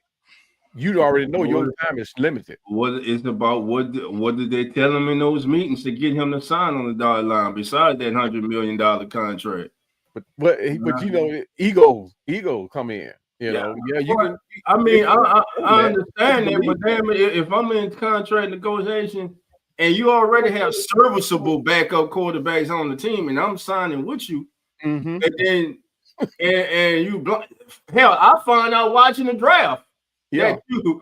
That you actually decided to take a quarterback in the first round. You didn't call me and tell me. You just say, "Hey, just to let you know, hey, this kid's there. We taking him." Yeah, you know, you just went on and did it. Yeah, you know. Well, Kirk Cousins probably felt disrespected too. Yeah, because you got to figure, you know, he didn't find out until after the pick, and then he turns around later on, finds out, hey, I'm not getting my number 8 jersey from Kyle Pitts. So I mean, come on. I'm talking to my cousin. My cousin Red Swan came in here. Get that head out your hole. Red Swan. Hey, what's up, Red Swan? Hey, first of all, I'm not hating, bro. Hey, you know I ain't hurt, man. Yeah, that's my third cousin, man. You know, one from my mama's side, man. But anyway, Red. Whoa, you already know, brother. I ain't hate, bro. I'm just telling the truth. Just slow your roll, bro. Just slow your roll. I'm just saying, be careful, man. Be careful. That's all I'm saying. But hey, let's go to the NFC North right quick. There's a team in the Minnesota Vikings that quality is kept. The Vikings have had a good offseason. When you look at the additions, first off, they re-signed Aaron Jones, which I think was wise. But then I like the trade they just made with the 49ers as they pick up running back Jordan Mason for a 6th rounds a pick this year as they swap with the 49ers. And then on the offensive line, they agreed to a 2-year deal with Ron Kelly, the center. They signed guard Will Fries, who was one of the most top-ranked linemen in free agency this year. Excuse me. They signed former Commanders defensive tackle Jonathan Allen. Now, a contract signed, a 2-year, $30 million contract to Javon Hargraves. A lot of people were up in arms about that, but it's only for 2 years. And listen, if it hits, it's a great hit for them. Linebacker Eric Wilson is back, and they re-signed cornerback Byron Murphy. I like what the Vikings did. Now the thing is, who's gonna be that quarterback? Is it going to be your first round pick from last year, McCarthy, or could it be that guy walking on the beach and smoking mushrooms or whatever the hell he's doing, Aaron Rodgers? You know, and if I'm Aaron Rodgers and I'm looking at a team to go to, you damn right, I'm gonna look at the Vikings. Aaron Jones, my running back. I got arguably the best. Arguably, you can put he in that fight. Justin Jefferson, Addison on the other side. You Hawkinson, the tight end. Yep. You got a good offensive line, a good defense. So I'm telling you right now, put Aaron Rodgers in this offense. We saw what Sam Donald did last year. Mm-hmm. Now, say what we want. We were all on here week after week on as the NFL turned. You know, me and Carlo, we was like, man, Aaron Rodgers needs to retire, man. But toward the end of the season, the last 5-6 games, Aaron Rodgers started to look like Aaron Rodgers. So, somewhat. I'm sorry. I can't. Somewhat. But he just, I listen, but the Jets had a lot of stuff going on with them. Mm-hmm. And a lot of people automatically figured that it was Aaron Rodgers, but it was actually the damn team. No. It was actually the team. This comes from credible sources. So it was actually stuff going on with the team. So stuff that he didn't agree, that was like people not being held accountable. Just a lot of stuff behind closed doors that was going on. But I like what the Vikings did this offseason. What about you guys? I think what the Vikings did, I think they got the biggest unknown person, which is Will Freeze from the Colts, the right guard. I thought that was something they needed. I thought that was, in my opinion, probably the best acquisition of the offseason so far that no one's talking about. Like, 5-year deal, $88 million. He's a road runner, man, and he's a guy that can crush it on the run, and that lets them know if you get him, a guy like him who's a great run blocker, you're probably looking forward to maybe starting your young quarterback. Aaron Jones in the backfield can still run that ball, although he has some fumbling issues. He can still run that football. We saw last year, but I think getting Will Freeze, man, really solidifies the running game. And I think the Vikings are they say, we're trying to prove that last year wasn't a fluke, although I think it is a fluke, but we'll find out. But if you start addressing that running game right now, you'll probably tell yourself, it's probably because we're going to have our young quarterback, as our starter this year in J.J. McCarthy. So we want to solidify the running game before we can. We got our pieces, we got our weapons, right? But if our quarterback is struggling, we got to have a good running game. Yeah. So I like them getting Will Freeze, and I thought that was a huge acquisition for the Vikings, and probably the best one so far this year, in my opinion, for free agency. Right. And now you look at what the Bears did. Oh, go ahead, Jeremy's going. If you look at what the Bears did, Jonah Jackson, Joe Tooney, Drew Dolman, solidifying the inside of that offensive line for their young quarterback, Williams. Your center and 2 guards. Tackle, I think they're all right at the tackles also. So what about the Bears placing emphasis on the offensive line to protect their young second-year signal caller? Yeah, I totally agree. I mean, this is the kind of signing I was hoping that we would go in. No matter which side of the ball is it, the offensive side or defensive side, in that trench, this is where I wanted us to look like. going in addressing the replacement for McGarry, the replacement for Jake Matthews. He's getting up in age. Lindstrom is solid. Chris Lindstrom is very solid for us, but for Chicago, and then, what's his name? I keep remembering his name. He's one of the smartest general managers in the league. But say again. Talking about Howard from the Eagles? No, from Chicago. Yeah, what's Pace or something? Ryan Poole. Ron Poole. Yeah, he and Terry Fontenot, I think, in my opinion, are 2 of the smartest general managers in the league. They're young, they're up and coming, and they both came along as scouts. So they know how to build. But for me, being a fan, and since '78, this is where I want our free agency and our attention drawn to, is in the trenches. Right. I'm gonna tell you right now, breaking news. First of all, I think the Bears had the best offseason, in my opinion, getting that O-line. But here's even more breaking news. That O-line is not for Caleb Williams. That O-line's for Ashton Gentry when they get him. I guarantee you they're getting that running back in the future. That O-line is not for Caleb Williams' protection. They know that Caleb Williams can make things happen when he gets out in space. That O-line is for when they bring in Gentry from Boise State, when they get him in the 8th overall pick in the draft. That's when they'll go up for him. I guarantee you that O-line was there to solidify that running game that they've been lacking over the last couple of years. Even when they had a guy like Montgomery, unfortunately, you had a running quarterback in Fields where you Yeah. prioritize Fields over Montgomery. Well, now you lost that Montgomery running back. So let's get Gentry. You got an O-line, and I guarantee you, Ben Johnson, we know, speaking of Montgomery, he had Montgomery last year as the OC for the Lions, so he knows what a great running game can do to your offense and how it can spread it out. So I guarantee the Bears made that not for Williams. They made it for Gentry. That's the only pick I am guaranteeing, player and franchise, is Gentry going to the Bears, because that's what they're going to do. They're going to run that football, and then they rely on Williams, play action, that kind of stuff. But that is what I'm seeing right now for Chicago, and I love it. I love it because it's all about the big uglies. One of the few teams that really addressed the trenches early. This is like even before free agency opened up, when they got the kid from the Chiefs, when Chiefs traded their lineman to the Bears. Yeah. So yeah. They let them know. The Chiefs say, hey, we probably don't want to pay this guy a lot of money because we probably know we have to. And when you're a great team like the Chiefs and like the Eagles, you got to cut losses. It is what it is. You got to cut some guys, because guys want their money now. They got their Super Bowls. They want money now. So the Chiefs figure, okay, we can't pay this guy. Let's trade him for a 4th round pick. And the Bears like, yeah, bring him in. Bring him in. We'll go ahead and use him for real. And not for the passing game. It's strict for the running game. That's what's going to happen. The Bears are going to be ground and pound like the old days, like the years they made it to the championship games or the NFC championship games, is because of their running game, and they're going back to that now. I love it. So, just off the top of y'all head, which team you think has signed the most free agents this offseason? Signed the most?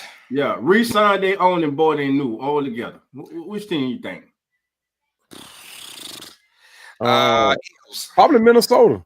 Minnesota and the Eagles, not even close. The Washington Commanders, runners up in the NFC champ. They've signed 21. Now, listen to me. They got 21 players that they either re-signed or bought in. Okay, I missed the re-sign part. Yeah. Of course, we know about the Debo trade. Zach Ertz re-signed.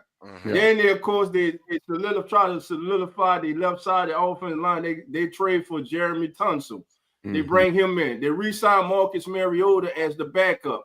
I saw that coming. KJ Osborne is re-signed. Now, on the defensive side, they bring in Javon Kinlaw. Bobby Wagner re-signs.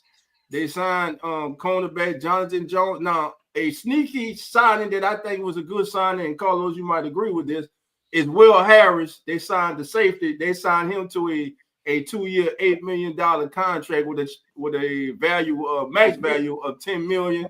They re-signed kicker Zane Gonzalez.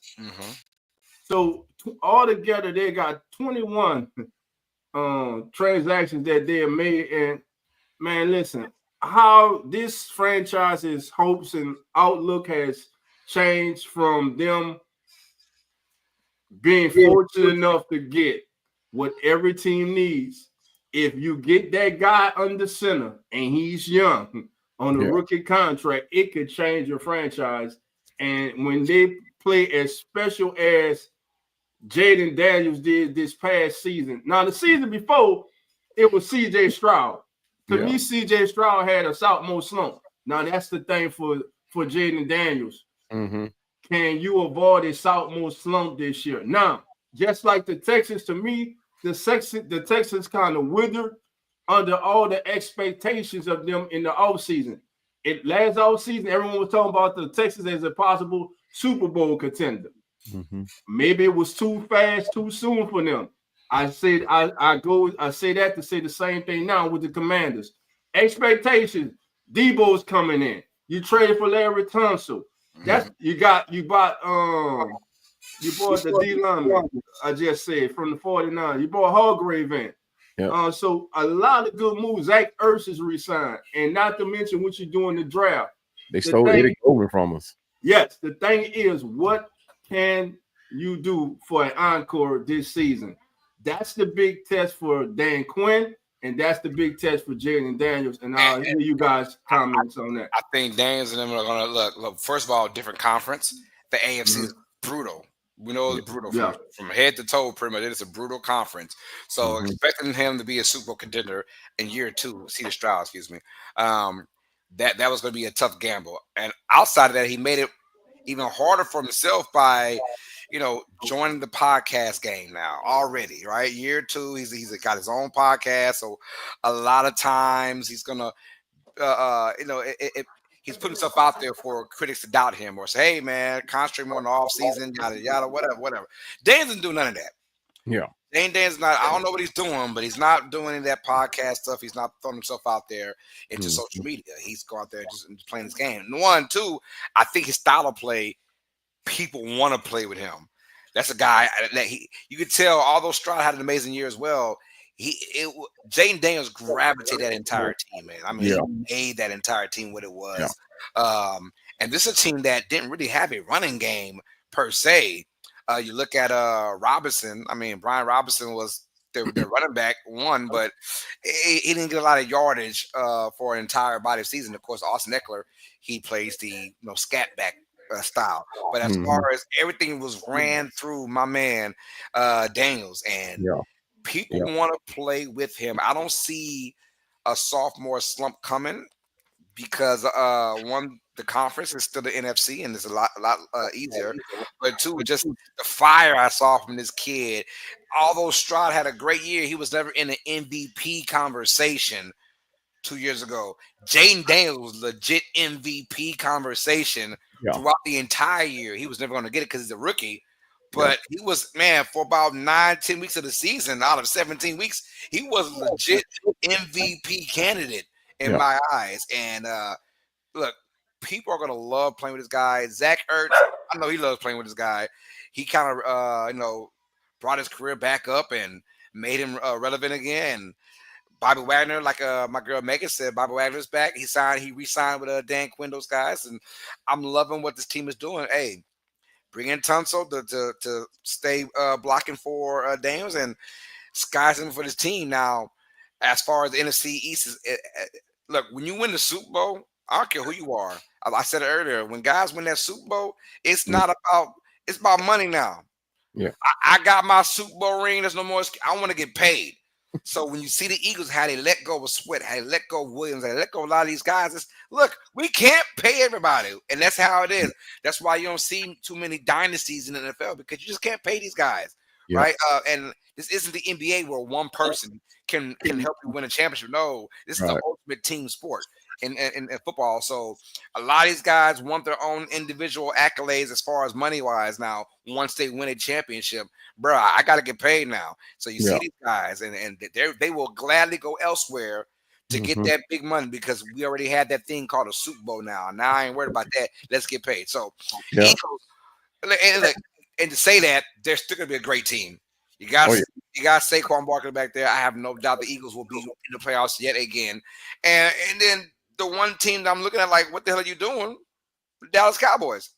Yeah. And I guarantee you, Jerry Jones is going to say, I like our squad right now. What we have right now. No, he is full of crap. Yeah. Tony is full of crap. Him and his son, the same thing. We like the team that we have right now. No, you do not. You didn't like him last year. You just said the same face. They, once again, besides re-signing their D tackle, I forgot his name. He's got a big long last name. But besides re-signing him, the Cowboys haven't done that much this year. Yeah. That's why I was being surprised they were able to hold on to Michael Parsons. And you saying people want that ring. I was surprised that Myles Garrett re-signed with Cleveland. But money talks, right? So money talk, $40 million per year. That talk to anybody.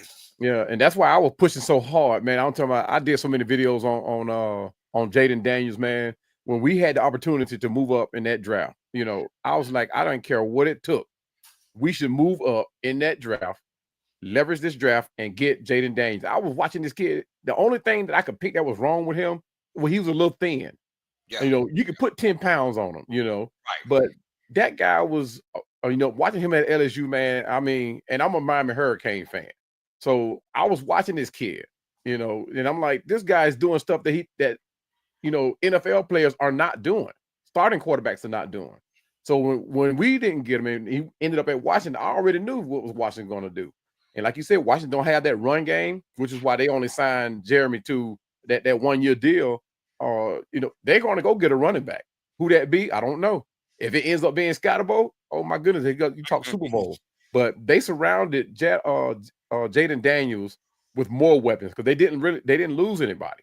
So they actually brought in more weapons for him with guys who can make them plays on third downs. Okay, you look at Debo, look at Osborne. Both of those guys are third down type receivers. Yeah, Debo back in the day, could he was that guy you can count on to go on to first down and more yardage. But he's a third down receiver. Zach Ertz, they re-signed him. They re-signed John Bates. I mean, these are sure-handed guys. Perfect for Jaden Daniels. Perfect for a guy like Michael Penix, like what we need. Which is why I can't understand why we ain't addressing that tight end position at all. But they came in and Dan Quinn is a defensive guy. So he knows what it takes. So you look at the defensive guys that he brought in the trenches. Eddie Goldman, yeah, he's up in age, but at the same time, he still was a solid type of guy that can stop the run. Javon Kinlaw, Bobby Wagner, you talking about guys who can play the game. They are not old, but they can get the job done. These are defensive guys that has been their whole career. And Dan Quinn knows that, and that's why he either re-signed him or went and got him. Go ahead, Dolph. Muted, Dolph. Muted. I got you. All right. So just give Bobby Wagner his gold jacket when he retires. Let me first let me get that out of the way. Now, back to you guys saying with the Cowboys, they were quiet to reach him.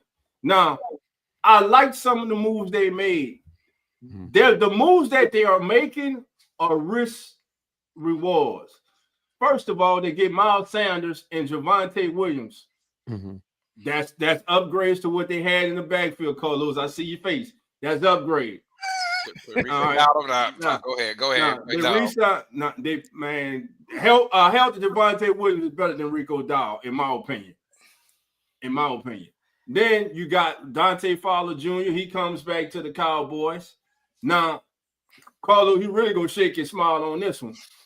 They picked up and signed a player who was a first-round pick, but had a problem staying on the field. But when he did play, the few times he did, you knew he was on the field. And Peyton Turner. I'm telling you, just watch that. Then they got Solomon Thomas from the 49ers. That's what I think about you. I thought you were going to say Solomon Thomas at first. Yeah. Peyton Turner might be because he's still young enough. Yeah, he's still young. I like the Peyton Turner one because he's still young enough, and he might be the Zach Bond. Listen, the only thing we can say about him is he was goddamn not available enough. Yeah, it just wasn't. But when he did play, he made his presence felt. Now you look at they trade for former Oklahoma linebacker and I almost say San Diego Chargers again, LA Chargers linebacker Kenny Murray. They bring Murray in. I like that. So the Cowboys have started to do some things right in free agency, but a lot of their signings is right now, I think it's kind of bargain based with the hopes that they hit. That somebody I'm letting you right now, Dolph wife a Cowboys fan, man, so he's sucking up right now. That's what it is. He's sucking up right now, man. I'm speaking facts right now. You can say I'm just speaking facts, bro. Those are not needle changers, except for Peyton Turner. Turner has the ability to be a needle changer. Those guys are not needle changers. Miles Sanders had his shot already with a team outside of the Eagles when he left there. He went to the Panthers. He's the number one guy. Did his job for that team. Wow. So I mean, they're just pieces. What about Javonte Williams? Javonte Williams. There's a reason why he's so young and on another team, right? He's so young and so talented. Why is already in year 3 or 4? He's already on another team. And Sean Payton know a thing or two about decent running backs. He know a thing or two about it. Yeah, let that man go. I'm saying, like, I get it. Every man's strategy, someone's treasure, and the Cowboys could pop up with these guys. But as far as like changing the needle, the Cowboys have not done that one bit, and they're looking at teams like the Commanders and the Eagles that aren't going anywhere officially now because the NFC East was a revolving door. Every year it was someone different when the champ. We know that those two teams had something the Cowboys didn't have. They had their starting quarterback the whole year. If that plays the entire season for Dallas, they're running thick of the playoff race. Hey, I'm gonna tell you, though. They probably are. They probably are somewhere in that wild card range to win either win the division, maybe. But still, I'm not. Nah, that's not moving the needle for me, dog. Not their picks. Peyton Turner is the upside because he could be like the Eagles' Zach Bond, right? Because we just don't know about the kid because he didn't play. So, but the rest of those guys, I've seen them. Murray for the Titans, now he's with the Cowboys. I've seen them. Not a needle changer. Solomon Coleman. Yeah, go ahead, Cowboy. Now that you read that note that your wife slid over there to you. Yeah, that's what he did. Yeah, go on there. Yeah, throw it in the trash. Dump it in the trash. Don't even. Yeah. Tell you like you did your job. First of all, y'all gonna start hating on those boys like that. Cowboys have one major problem. Hey, they made the same kind of moves last year, and everyone was in uproar. And Jared Jones said, I mean, it's nothing to get in the uproar about. That's the thing. It's not people are saying that they're being too conservative, that they're not doing enough right now. But right now, this is paper championship. Right now, you can have all this on paper. It don't mean nothing. You got to strap it on and go on the field. So everybody winning this offseason awards for what they're doing. Congratulations, because you win absolutely nothing. Yeah, it's not even August yet. We still in goddamn March. Like the biggest thing last year. Oh, we're being so conservative when we had Derrick Henry in our freaking lap. Hey, right.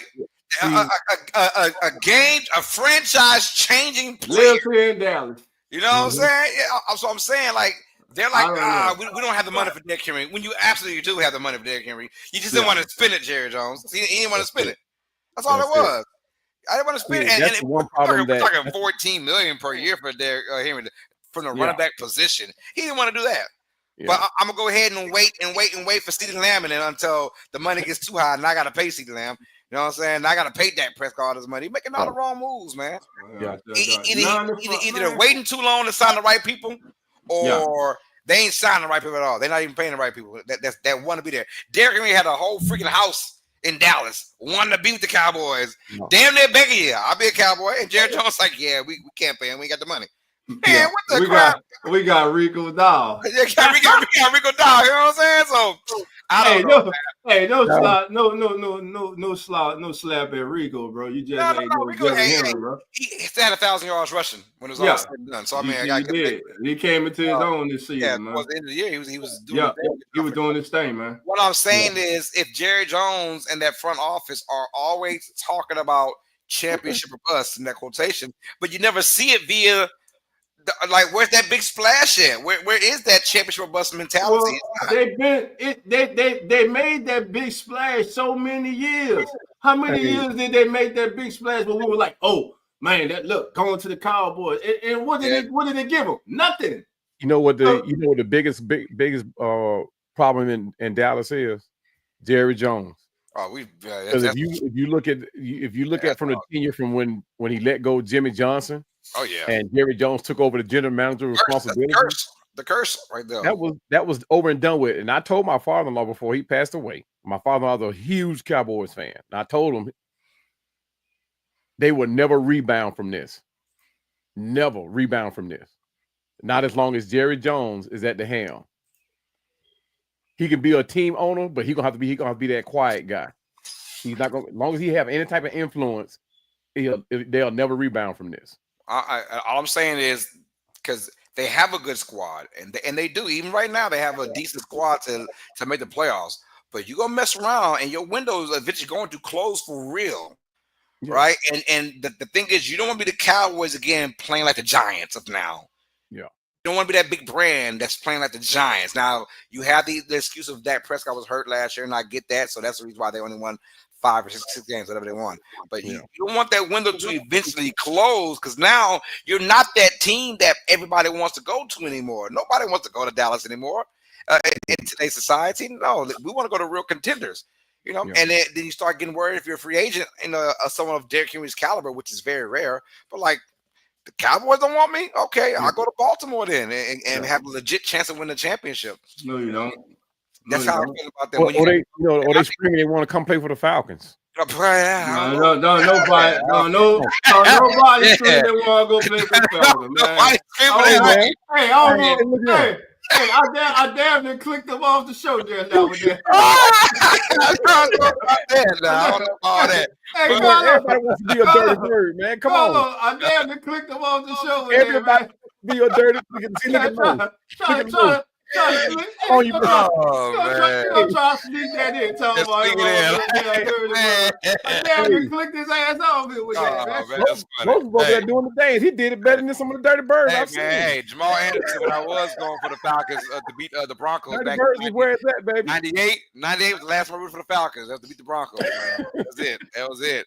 And had Jamal Anderson do the Dirty Bird, baby. I ain't never rooted for You ain't the never Falcons. rooted for it? Oh, man. Never. Hey, man, Nah. come on, man. Everybody Nah. wants to be a Dirty Bird. Hey, I baby. didn't become a Saints fan until 99, so. Come on. Come Nah, on nah, in. nah. One year move. Come on in. He said, come on in.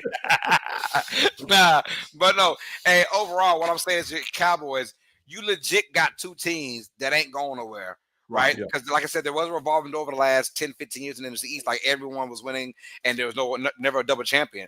Well, that could be different, too, this year. But I'm just saying is, we've seen Washington with Jaden Daniels, and now, obviously, Eagles extending Saquon Barkley, man, barring injuries. Those two teams ain't going nowhere for the next 4, 5, 6, 7 years. Right. And the Cowboys, you want to stay with that, or at least get over that. And right now, they're not making moves to do that. And even the Giants not going to lay down for them. Not for the Cowboys. They might still. Cowboys not finishing last in the Nah, they not.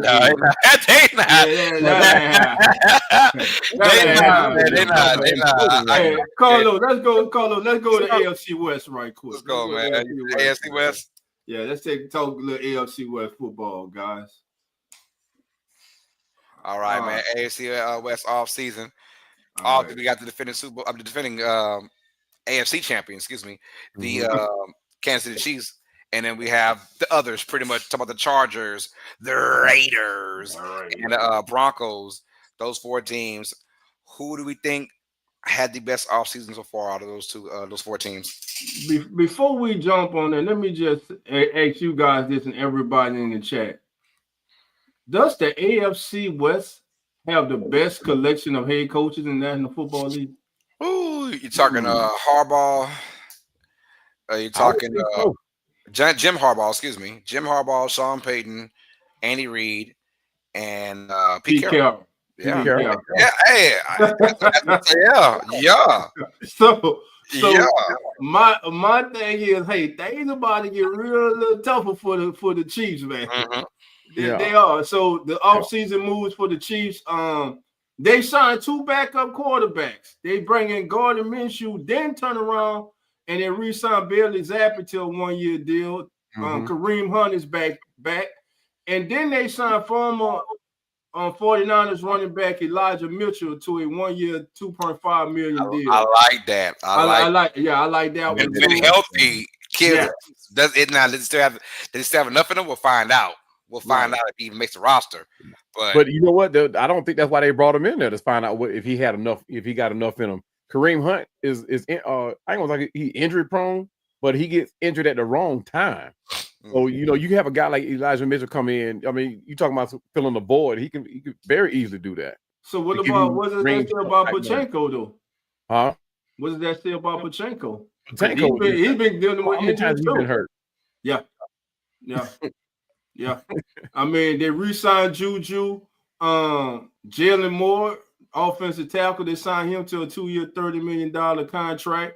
They franchise tag offensive guard Trey Smith, which he'll play that under 20. He'll get $23.4 million for the season under the franchise tag, and that's why one of the reasons they let Joe Tooney go, because they couldn't afford to play both of them. I like the signing of Jerry Tillery, the veteran D tackle, rotational player. They get him in for a year. Nick Bolton re-signed, who I think, and shout out to Coach. Coach loves Nick Bolton. Think he's one of the one of the best linebackers in the National Football League.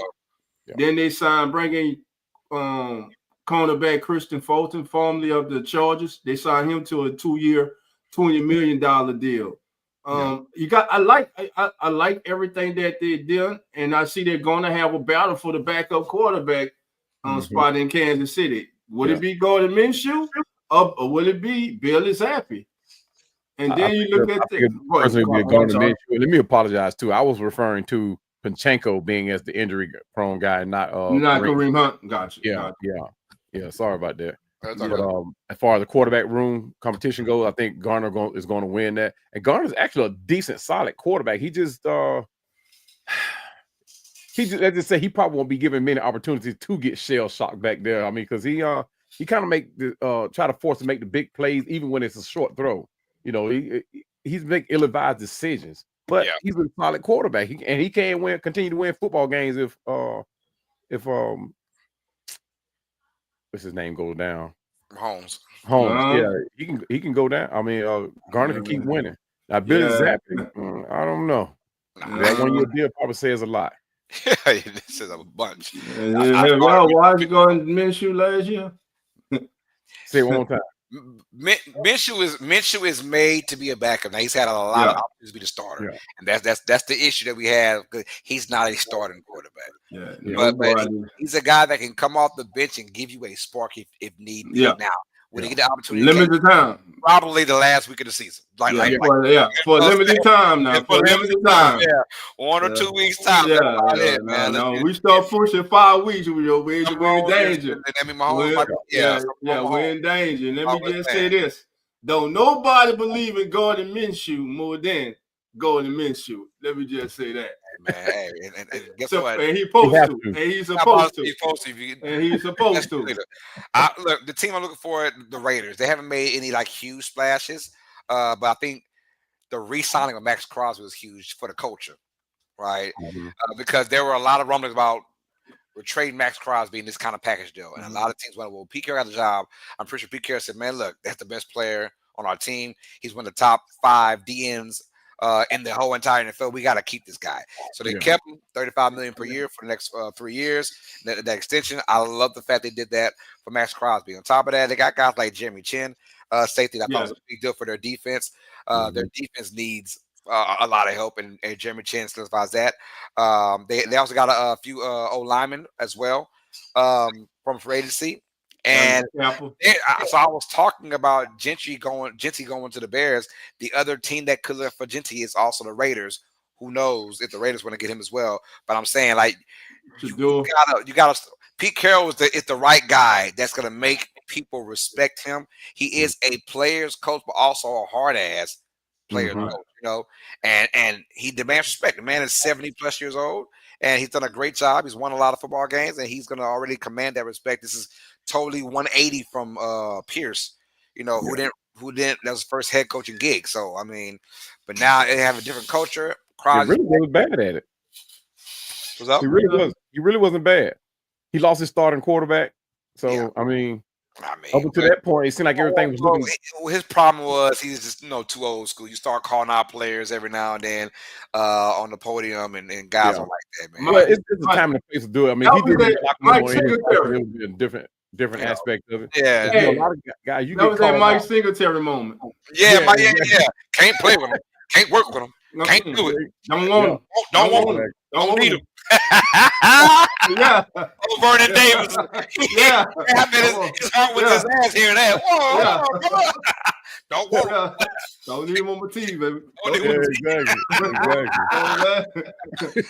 Exactly. So he was doing a lot of that, man. So let me ask y'all this: with them trading for Geno Smith, does that automatically take them out the possibility of drafting a quarterback? No. And number 8? No. It doesn't take him out. I mean, because now it's going to depend on the actual field. If some guy slide, let's say Sanders slides to 8, whatever. There's a great chance I want to get that guy. Yeah, But if those top 2, we're talking about Cam Ward and Sanders, if they're gone about, you think it's Gentry? They're going a different route, and it could be running back. I don't know, but at 8. Yeah, where's Chicago at? Is Chicago at 10? Where the Bears are? Are they at No, I think the Bears are. Let me look at the draft order right now. But while you're doing that, Geno had proved that he's a journeyman quarterback. You know, he's been around. He's been around for a minute, so he can win games too if called upon. Right. I think the Raiders are either going 1 or 2. Either, like Carlos said, is either running back or a quarterback. The Bears 14, Carlos. Raheem being on the sign to a 1-year deal. I think that's probably a gimme that they're gonna probably look for another running back too. Yeah, they on 14. Who? The Bears. How? Did they give away a pick? The Saints are number. Yeah, because the top three is Saints number 9. Number 9. So hold on, let me update. Tennessee, Cleveland, New York. Yeah, I got to get an updated one. The one I did was not updated. Okay, yeah, Chicago's at 10. So Raiders are at 6. So if the quarterback isn't there by 6, I mean, then they'll go. But there's being at 6, I get it. Geno Smith is your quarterback, but Yeah. I guarantee he ain't your franchise quarterback. You know, if for some reason Shedeur Sanders or Ward drops to 6, which is highly unlikely, but if it does happen, they're gonna take him. Mm-hmm. But right now, though, Geno Smith is still a quarterback that can get you to the playoffs. We saw it last year. Right. The year before that, we saw him go to the playoffs. Well, one thing we know the Raiders won't not go take that in the first round. That's a tight end. No. You ain't got to worry about that. Hey, you got to worry about that guy at all, man. You ain't got to worry about that. That dude is going to be the truth. He was the Brock Bauer was the only other guy in that draft that I would think that Atlanta should have sacrificed a couple of picks to go get. Because like I said, he was doing stuff on the college level that players on the NFL. New Orleans, man, I was praying to God we can get Brock Bowers, man. I want to Brock Bowers. That guy he does it all. Carlos, I still think if the Raiders didn't take him, I think the Saints would have took him. Yeah, I think so. I think they were going to get him. But I'm going to say this. They got Brock Bowers. Michael Myers is not a bad back number 2 tight end. Remember, he's not, they drafted him the year before. He was a top tight end.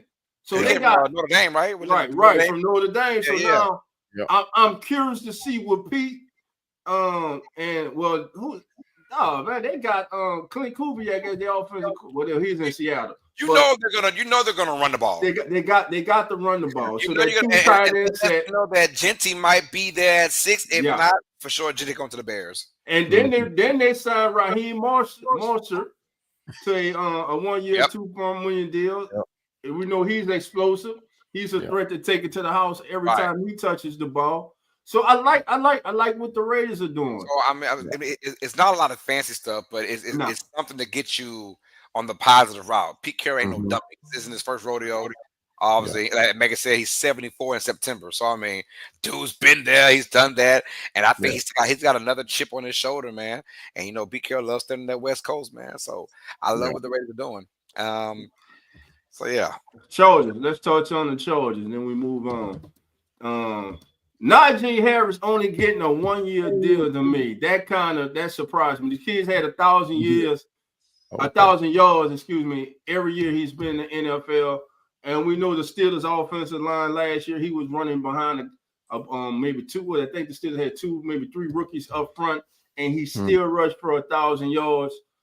He's a hard runner. I think to me, Najee Harris is the type of runner that gets better as the game goes on. You have to feed him the ball. You have to let him get into that rhythm, and you start seeing dividends of his style of running late in the contest.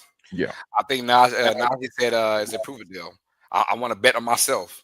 And I think he said, I'm going to the Chargers, which is Jim Harbaugh, who's going to love to run the football. He just didn't have the right pieces. Dobbins got hurt early in that year that kind of messed him up. You know, Gus Edwards can't be your number 1. He's gone now also. But, they relied on Gus Edwards for about a 4 or 5 week stretch that just did not work. But Dobbins being hurt really, really hurt that team in that running game. But then you get a guy like Najee Harris who can play all 3 downs and be effective, like you said, 1,000 years, 1,000 yards every season so far he's played. I'm telling you, he's gonna. It's a bet on me kind of contract because he's looking for. If I do well this year, I can get that. Not necessarily walking type money, but I can get that. 4-year, probably $45 million deal that I'm looking for. Right. Yeah, and he's a big compliment to I was gonna say Cooper Kupp. What's his name from Georgia that they got out there? Who's say it again? Receiver for the Chargers. Who's that other receiver they got? Oh, McConkey. Oh, he's a big compliment to McConkey. Oh my God, both of them come out the backfield. And you talking about running that H-back pass, screen pass for McConkey, and have the option of a Najee Harris going out on a running back. I mean, come on. I mean, that's a big, like you said, Jim Harbaugh's going to love it. Right. And then in the city of Mile High, Sean Payton. Listen, the biggest signing I think they have, if he's healthy, 2 years removed from that injury, is Greenlaw, the linebacker former the Yes. 49ers. Yes. We all know when healthy, he can go. So, and that Broncos defense, let me just say, they already was good. They already good. It's already a good unit. Yeah. And they struck gold on a player that yours truly and many didn't see being successful in Bo Nix. But I got to get the kid his due. He won me over as the season went on. Hey. He did his thing. He won me over in two ways. Yeah. He won me over as a player, then he won me over he beat the hell out of us too. Yeah, they beat the hell out of us too. So, oh yeah. Hey, I do like Hufanga from the Yeah. 49ers going to the Broncos. I like that too. 3 years, I think $40-something million they got. 45 million, 20 million guaranteed. I like that deal. They got Evan Ingram as well. I mean, he's going to be a nice pick from the tight end spot for them. A upgrade. A real upgrade. A true for tight end. sure. A true threat. Got a true threat now. Yeah. So I like that. So Broncos making noise, man. Like, this is probably, albeit the Chiefs still find ways to go to Super Bowls, but it's still a very vulnerable team. Yeah. And as well as their record was last year, only losing one game. I mean, they could have easily lost 5 games last year, right? So I'm just saying, like, these teams are trying to go over the Chiefs, right?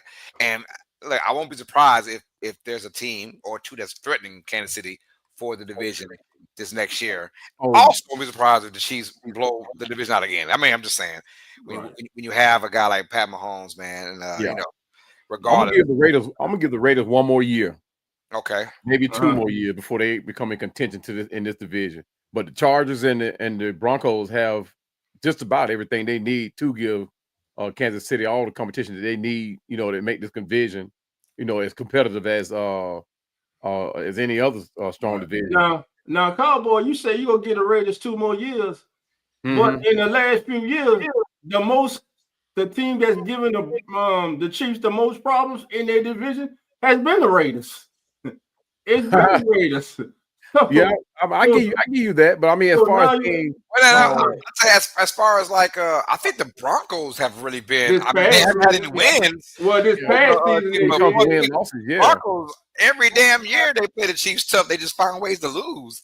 Yeah. That the Raiders have had an actual win. Or 2 over the Chiefs the last. Yeah, for them to lose that game that they lost to the Chiefs this year, man, was like. Block field. I was like, man, that's what I'm saying. Like, both these teams, Raiders and Broncos, especially I think the Broncos too, if they can continue gelling with Nix and Payton, there'll be a threat or something like that to the Chiefs. Right. Yeah. And see now what's happening with the Broncos is you have a team that's starting to take on the personality of his head coach. Exactly. You know what I'm saying? That's why we always say, family, coaching matters. Yeah. I mean, you got to be that alpha male to be a head coach in NFL. Yeah. Hey, and I hate to make fun of my head coach. I really do. But Raheem, I don't. And trust me, you're not the only one. I mean, you got fans and content creators that are doing the same thing. I already told y'all. I'm gonna say it again. Everybody's making fun of him. He's the dog version of what we had in Dennis Allen. Yeah, he has like you said, on that personality of a head coach. You see your head coach out there with capri pants, no socks on, and I mean, come on, man. I mean, he kind of. I'm not gonna say he looks soft. I'm not gonna go that far. Man, fashionable, man. At the same time, we know the kind of coach that Raheem Morris is. He is that type of player that everybody he speaks to, they gravitate to him. When he lays out a plan, everybody buys into that plan. He's that type of guy.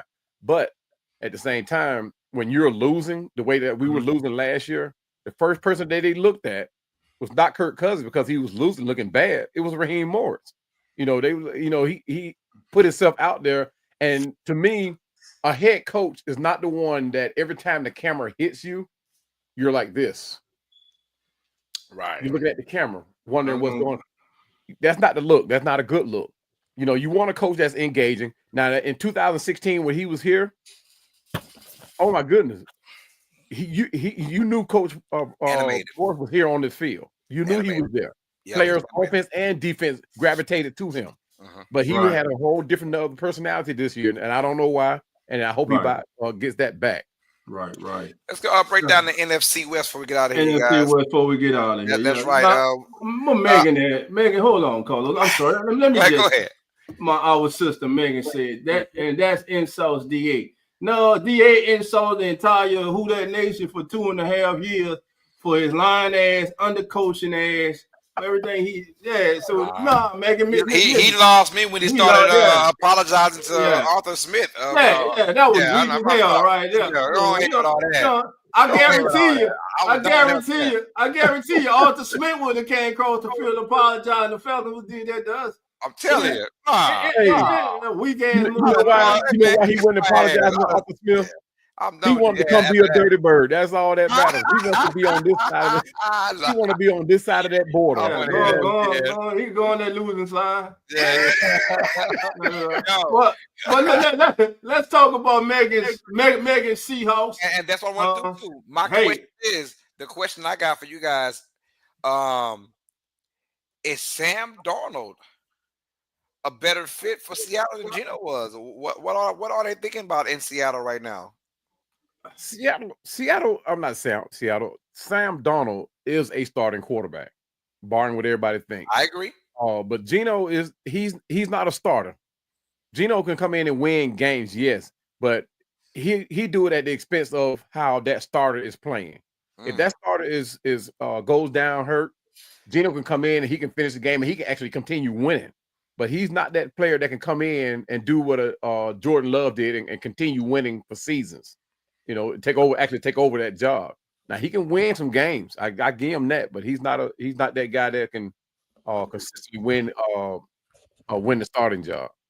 I was on the Geno Smith bandwagon or hype train per se until this past year, and I watched a lot of Seattle games, and I saw a lot of Geno Smith and a lot of bad Geno Smith. This year, I was like, "Yo, he's really gonna mess around and lose that money that he actually wants," And then you turn around and here comes Sam Darnold, has a great year, and I think he lost money because of the last 3 weeks of the season, but still $100 million. $100 million. My God, I was like, okay, Seattle. If Seattle feels like he's the guy, and he is a starting quarterback, I give you that. There are 32 teams. He's one of the best 32 quarterbacks in the NFL, in my opinion, Sam Darnold. So you give him $100 million. I thought that was still a way too much, but if Seattle feels like he is that piece, to get over the edge, but I don't know. I would still say Geno Smith's a starting quarterback out of 32 teams. He's the 31 of 32 best. So I don't see a big difference, like a dramatic difference between Sam Darnold and Smith. Now, mind you, Darnold was just 3-4 years ago saying he was seeing ghosts. You know what I'm saying? I don't know. I mean, one good ass season, and all of a sudden he's back. I don't know. I don't like that with Seattle. Hey, as long as that ghost got on a Seahawks jersey, I don't think it even matters. He's got $100 million about the ghost and his therapist. But that is a lot, though. I mean, that's a lot. Now, I don't know if it was guaranteed, but 50. He got $55 million. 50 something million guaranteed. Yeah. That's a lot, man. For $55 million. In 1 year. Yeah, 37.5 in the first year. So let me touch on this. Sam Darnold. I laughed when Sam Darnold was named the starting quarterback due to injury. I watched Sam Darnold like you guys and everybody in the chat, everybody who was watching this live, everybody who was watching the replay. We saw Sam Darnold for 6 years. Yeah. And this past year was the greatest year of his career. Granted, the kid had a hell of a year. Yes. That was the Sam Darnold that everyone was looking for when he was drafted, when he came into this league. But unfortunately, due to the environments he was in and himself, things did not work out. But he goes to Minnesota, everything lines up, and he has one of the greatest seasons of his career until the final 2 weeks. And a lot of people go say And I heard this on Sirius XM NFL radio. A lot of people say, but you can't hold that the last 2 weeks against him. I'll be damned if I can't. Yeah. Because those last 2 weeks meant the most. You were playing for the number 1 overall seed in the NFL playoffs in the NFC, and you had a home playoff game that you were favored and you should have won. So no, he showed that in the right circumstances with the right surrounding cast of players, that team that he can be successful. I don't know if he's going to have that going to Seattle. I don't know. That same franchise just traded DK Metcalf. Yeah. Let go of Tyler Lockett. And now, but now JSN, I do like JSN. JSN, whatever his name is, Jackson Smith and Jigba. Yeah. But Asher, who's gonna help him? Well, he's they bring in Cooper Kupp. They're bringing Cooper Kupp. Scantling's still there. And it just signed Marquez Valdes-Scantling. Yep, he's still there. Yeah, so the receiving coach, he got weapons now. The thing with Kupp is staying healthy. You know, we came all back off of injury, and he looked like Cooper Kupp. The main reason the Rams let him go was because injury and $30 million. Go ahead. He actually let go. Yeah. I'm gonna tell you what got Sam Darnold that money. He was able to go in there. His agent was able to go in there and say, "Hey, Kirk Cousins was able to go to Atlanta and get that." And that's what Minnesota gave up for. Can't do that though. I can't go with that because Sam Darnold, despite this past season, Sam Darnold is not on the level of Kirk Cousins. To me, despite Kirk Cousins' struggle last year, to me, Kirk Cousins has been one of the most underrated quarterbacks in the NFL. That's true. He has. Sam Darnold just had this one season, and congratulations to him. He cashed in.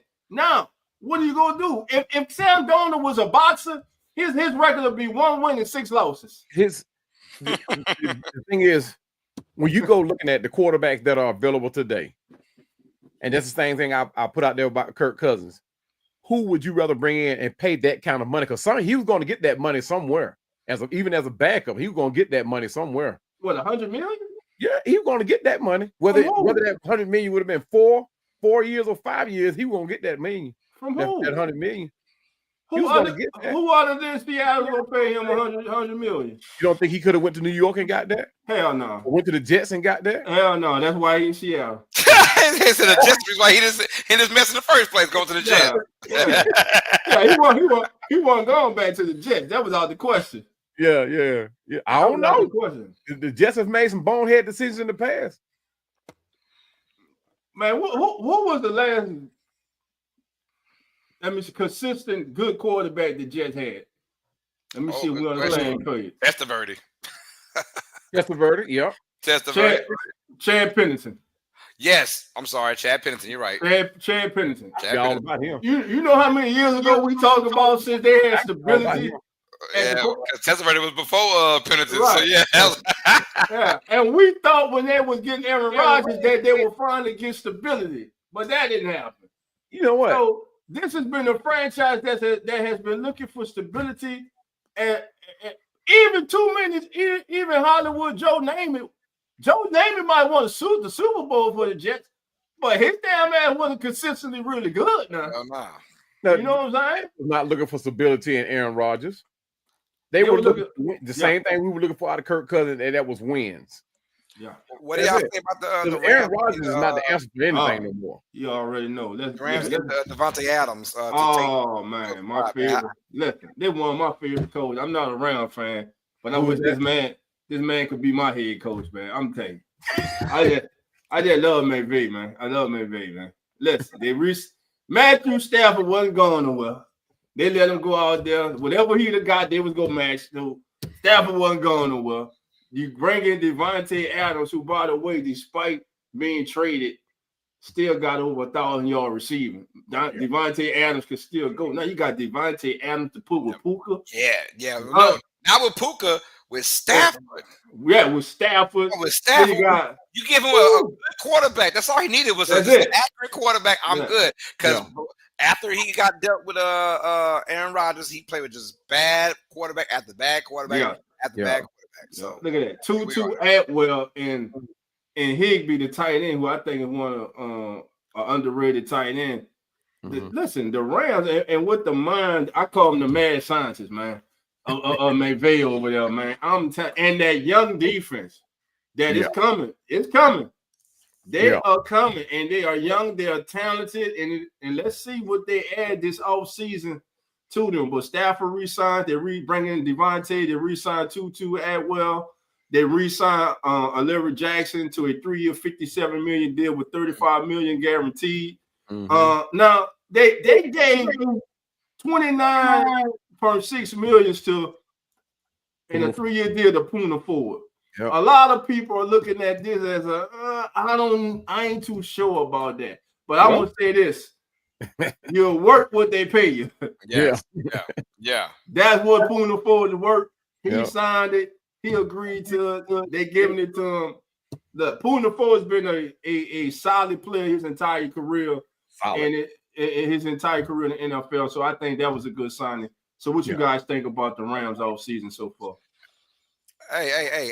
Isn't it funny? You look at the playoffs we just went through, the playoffs, and like the team that gave the Eagles the biggest challenge was the Rams, right? You look at it, the Eagles modeled about everybody from KC to Washington. They didn't give a damn, but the Rams really gave us some issues, man. And look, I like the fact that their defense is young, talented defense. So that tells you what. Ain't got to really worry about making too many moves for free agents. I mean, for draft wise for this young defense. Let's focus on our offense now. But also, they got their big splash name in Adams, and I like the fact that they're gonna try and keep this going. You know, and Stafford didn't go nowhere. I'm still here, and even though Stafford's up there in age, he's still a top 10 quarterback in today's NFL. He just needed, a good O-line. I think they're gonna focus on the O-line this year. To keep Stafford upright, because when he's upright, Stafford is godlike with his passing when he's upright and he can see the field. And, so get that taken care of the O-line. This Rams team is going to be a team once again knocking on the door for the playoffs. And let's go to a team that pretty much was leading the way in the NFC West, but at the end, it just gave it up. It slipped through their hands. The Arizona Cardinals. They signed Jacoby Brissett as their backup. Zay Jones is re-signed. They bring in Kevin Beckman. He re-signs. The big acquisition is Josh Sweat. Coming in, 4-year contract, $76.4 million with $41 million guaranteed. Yeah. And they won't do nothing. I'm sorry. Just hey, I love Josh Sweat. Get your money, brother. Get your money, man. He's got the NFC. He's got a Super Bowl in his belt. He went for the money. I applaud that man, but he is not going to be a difference maker for the Cardinals. They actually lost too much. They didn't bring in enough to replace what they lost. They lost that defensive tackle, Naquan Jones. They lost Roy Lopez. They lost Tonga. I mean, that's actually too much. And then you only bring in Josh Sweat. And I don't think Tomlinson is going to be enough to replace what they lost. Like you said, they were actually up and coming. You would think, right? 2 years ago, was it 2 years ago, 3 years ago? They were 11. But this season they were led like after week 10, I believe they were in the lead, like with a 6-4 record or something like that. No, they led for a couple weeks. The whole entire NFC West was up for grabs until the last 2-3 weeks of the season. Everybody's the same. They actually lost more than that. Those are just the 3 notable losses that the Cardinals lost. But now the teams they saying that the Cardinals need edge rushers, linebackers, cornerbacks, safety, DLs, defensive linemen. That's all defense. So I mean, like I said, the 3 that I named were just the three bigs that they lost, and they didn't bring in enough. They brought in Josh Sweat, but it's not enough, I don't think. But they still need a whole lot on that defensive side of the ball. And they couldn't stop the run to save their life last year. Right. Hey, family, listen, we want to thank everybody for joining us for this free agent reaction show. Listen, family, we got 75 in the building today. Thank you all for being here, but do us a favor. Don't just watch us today, family.